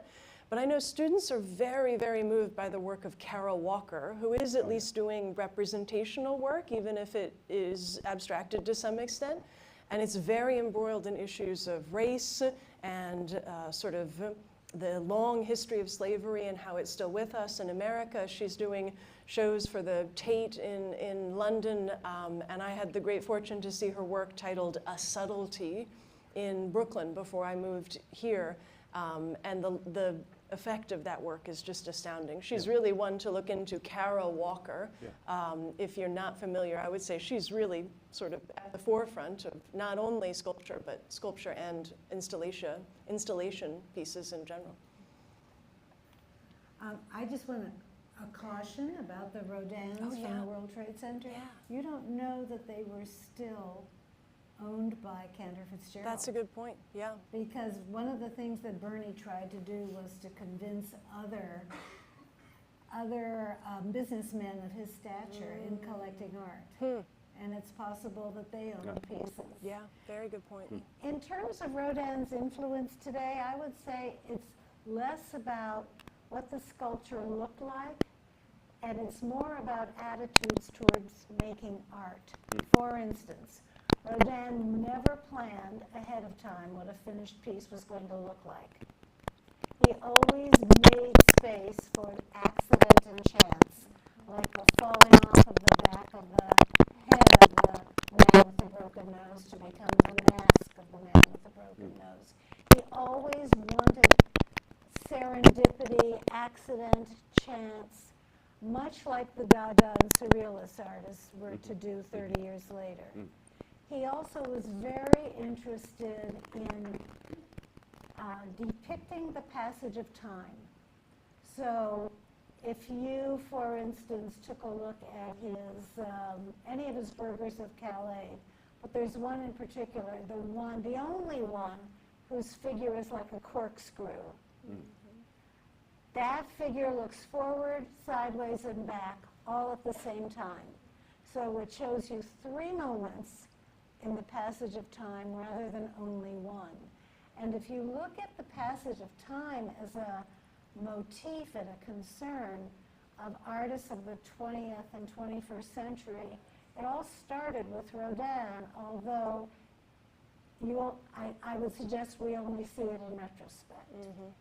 The other thing is, Rodin, God love him, wanted to be rich and famous.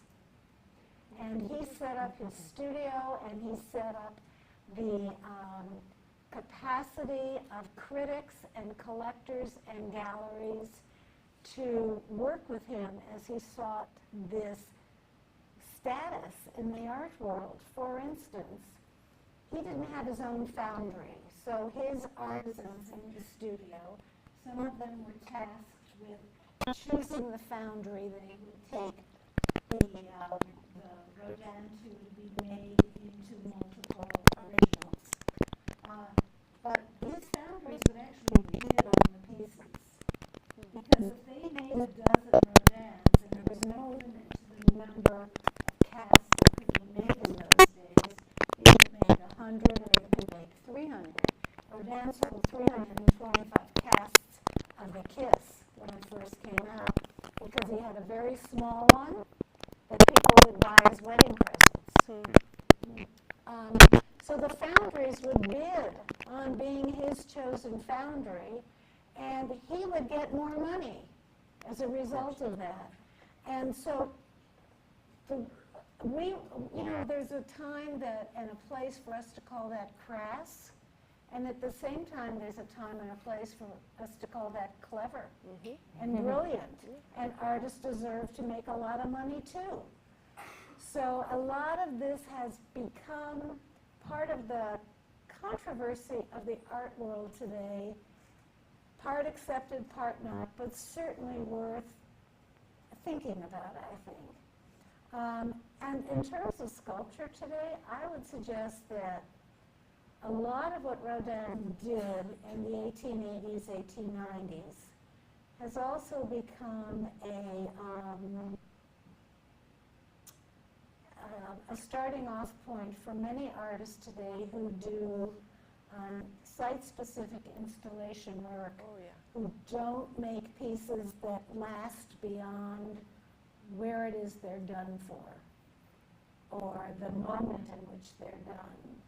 And that, thank God, we still have a figurative collection and selection of artists today who are keeping us aware that the figure itself is perhaps the most important motif in contemporary art. People like Ivan and his work. Question? Yes, I don't know if I need the mic, but thank all of you. I've so enjoyed this.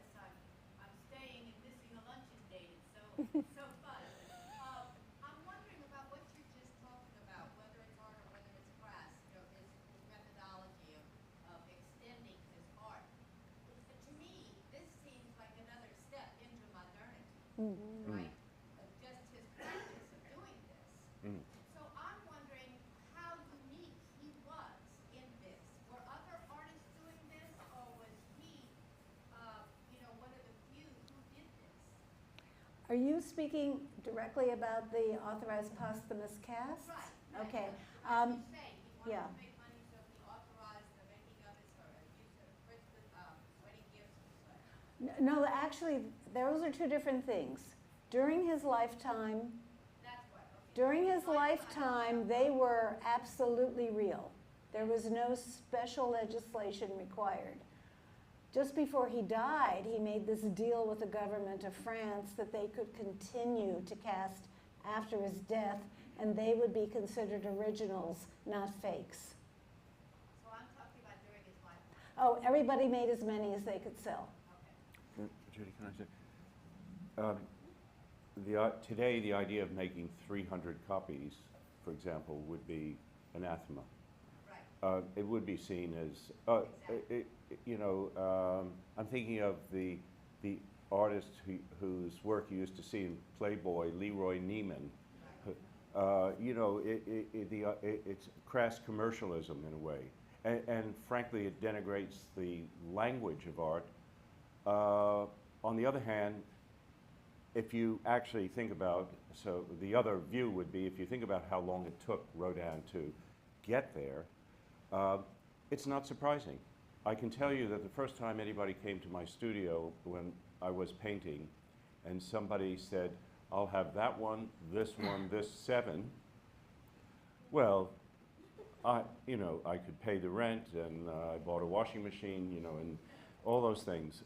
But it took so long to get there that what did I do? Yeah, I said, look, you can't have these for a little while. And I started making a kind of, not a literal copy, but they were important because it took so long to arrive at that moment. Today, people, generally speaking, would make 3 to 7 copies of something and call it a day. Mm-hmm. And that also has something to do, in the thing that I do for public institutions, if there is a donor, and occasionally they will give permission for another institution to have a copy. But they like to be the donor, the one and only donor. They like this work to be a part of what they have helped to create. And so the idea of copying is something that they don't like the idea of. We did a sculpture once of Harry Truman for the Truman Library, and for some reason I can't remember, their lawyers forgot to put any restriction on the copyright. And so one day we got a call from Truman University, and the library quickly rushed in to say, look, we'll buy the copyright. We don't want anybody copying this thing. So value is conferred, in a way, by scarcity. Mm-hmm. And so that to some extent is what we're talking about here. Mm-hmm. Except the printmaking world and the photography world have completely destroyed that notion. Yeah, but printmaking, photography, the history of printmaking and photography, it is about reproduction to begin with. Mm-hmm. But so are casts. Well, they are, and I think another interesting aspect to Rodin's work is many of the things we saw on the screen were not cast in bronze until the 1940s. Mm-hmm. It's incredible to think, because, when we make things, they go to the foundry pretty much the week that they're finished. Yeah. They do not hang around for decades, or, unless, there is something right now where, the client seems to have disappeared, so it's been in the studio for a couple of months, and it will be resolved, but it's a very, very rare thing. And again, I think it's the basis for how the art world works. Scarcity and developing a market, it sort of goes hand in hand to some extent. Did you want to add something, Alison? I was only going to maybe offer just slightly more 19th century context in terms of how exceptional was Rodin in terms of being such a savvy businessman, wanting to make money, being proud and owning that as a conception. As you were asking the question, the thought popped in my mind that Rodin, in terms of someone who's a counterpart who we could compare him to, it might be interesting to think about someone like Edgar Degas as a sculptor in comparison, also lived a sort of extraordinarily long life, dies in 1917, and who predominantly became a sculptor in the second half of his life. As his eyesight degraded, it became what he turned to. And he was adamantly opposed to things being cast in bronze. It was all about the clay for him. It was all about this wax that he was pigmenting himself. In fact, the very famous Little Dancer aged 14, which you saw briefly in Ivan's PowerPoint, There's only one version of that that is the authorized Degas, and they had to wait until after he died and his heirs in order to make the estate more profitable. The reason you see that in so many museums is because they went against his wishes and produced all of those. And that's the case, I think, in terms of a lot of other Degas works, these very famous ballerina sculptures and things. That's not how he intended or wanted them to be seen. So interesting, different from Rodin. I'd like to ask a question of the two of you. Internal. As you all know by now, aside from the long interval between my studies and my present revisiting of Rodin, I've seen an awful lot of Rodin sculptures. And I have a very, very strong feeling, especially having seen the show at the Hilliard Museum, that what we saw in that show, those modeled in clay sculptures, they are the best works. Though not necessarily each one of those, but many of the ones that we have seen here today. My least favorite things are the marble carvings. They're not only my least favorite, I hate them. and by the way, and I'll tell you why. And it's not only true of Rodin. Many, many sculptors, Jean-Antoine Houdon, great French sculptor, died in 1826, came to America to sculpt the founding generation, made the life mask of George Washington that is in the Morgan Library, and then went back to Paris to sculpt the marble sculpture that has been in the Richmond State Capitol since 1891, I think. His clay modeling was incredible. And that sculpture is okay, that George Washington. The clay modeling is incredible because it really does have the feeling of the hand. Rodin exemplifies that. That man pushed that clay, dragged it, beat it, cut it, let it fall off like nobody ever before. And if you look hard, you don't even have to look hard enough, it's in evidence. But if you look at the marble carvings, they're all soft, and to me, and they're smooth. And that's because the material lends itself to making it beautiful, the way your bathtub or your kitchen counter is.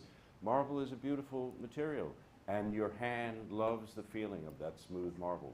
So when I look at those marble sculptures, I think he's lost the power of the narrative that is so present in the clay model pieces. Now, I don't know if you agree with me or not, but I'm putting it to you. I'm putting the hard word on. First of all, you all know that Rodin didn't carve the pieces in marble himself. He was the master. He made the model in clay or in wax, and then when he approved what his own work was, he gave it to his artisans, and they were the ones who carved them. And among those artisans were people who we've also seen their work today, like Bourdelle. You know the name of Camille Claudot.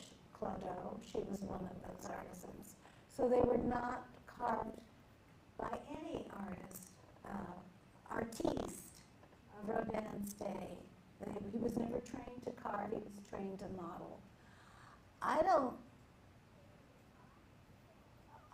go to the marble with the same desire that I go to the bronze with. And my desire at the bronze is exactly what you have described.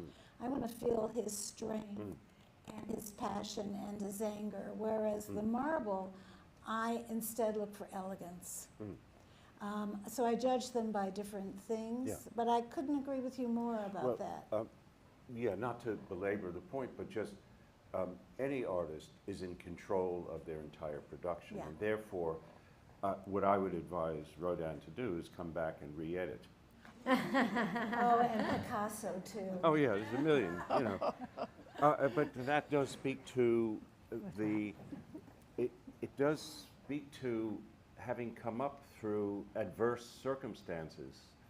Money was tough. It took a long time before his work was sought after. And when it happens, just like the guy that came to my studio and said, I'll have all of these, it was an irresistible moment. But, you know, then at a certain moment, and you would think in Rodin's life and career, there was a moment where he was wearing patent leather shoes. And he really didn't need you know, all of that work to be sold in you know, under the circumstances that ultimately they were. I mean, that's just my view. Yeah, that's correct. I'm glad I had a chance to think about it for a little bit. You know, I agree that I think there is a disconnect in terms of the marbles because they weren't touched by the hand of the master, so to speak, because artisans were sort of carrying them out to his specifications, copying essentially. I agree that maybe they have less of that resonance that we get from the bronzes.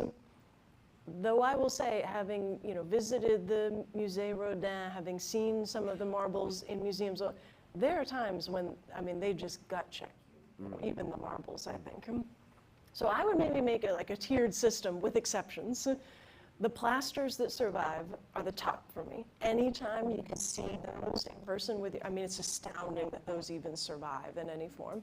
Then the bronzes, because they maintain the hand of the artist the closest, then the marbles. But again, there are exceptions. Sometimes, yeah, you see some of those marbles, they just take your breath away. Sure. If you've never seen a Rodin plaster, go to the Mary Hill Museum in Oregon. Because they have a collection. Sam Hill, does that, what in Sam Hill is that? Sam Hill collected Rodin plasters, straight from Rodin's studio. And it's on the Columbia Gorge. It's an incredible ride from Portland to go up to the Mary Hill Museum, and they probably have 36 Rodin plasters, including ones that have in them the pointing system that was used to enlarge and reduce the original in size by his artisans. It's a fascinating place.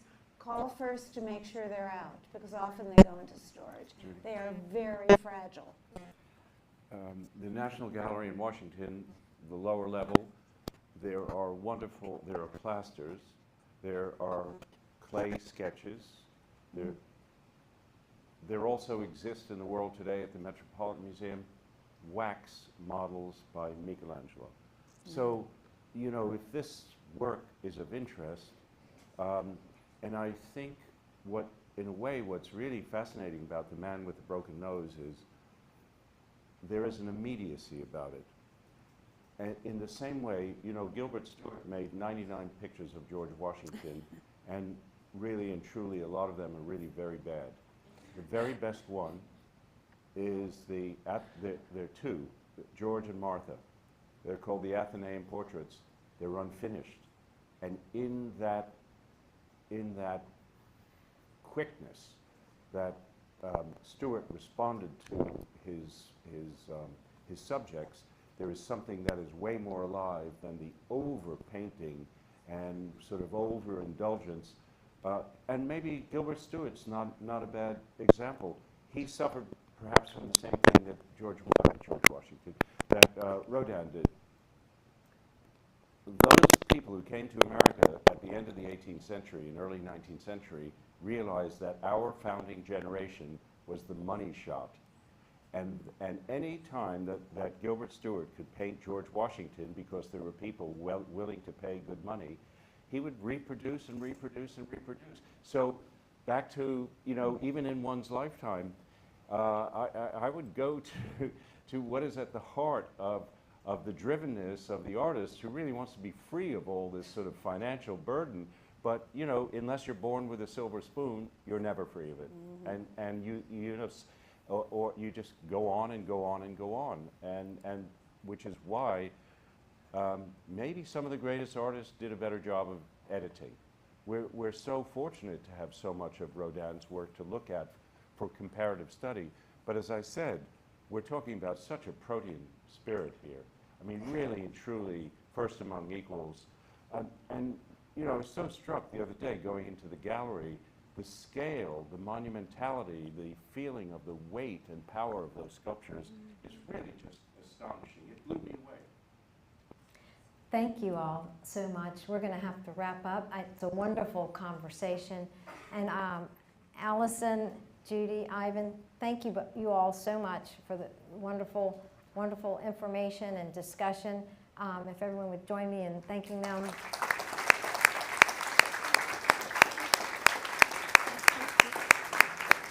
Oh my gosh. Yeah. And thank you all for joining us today.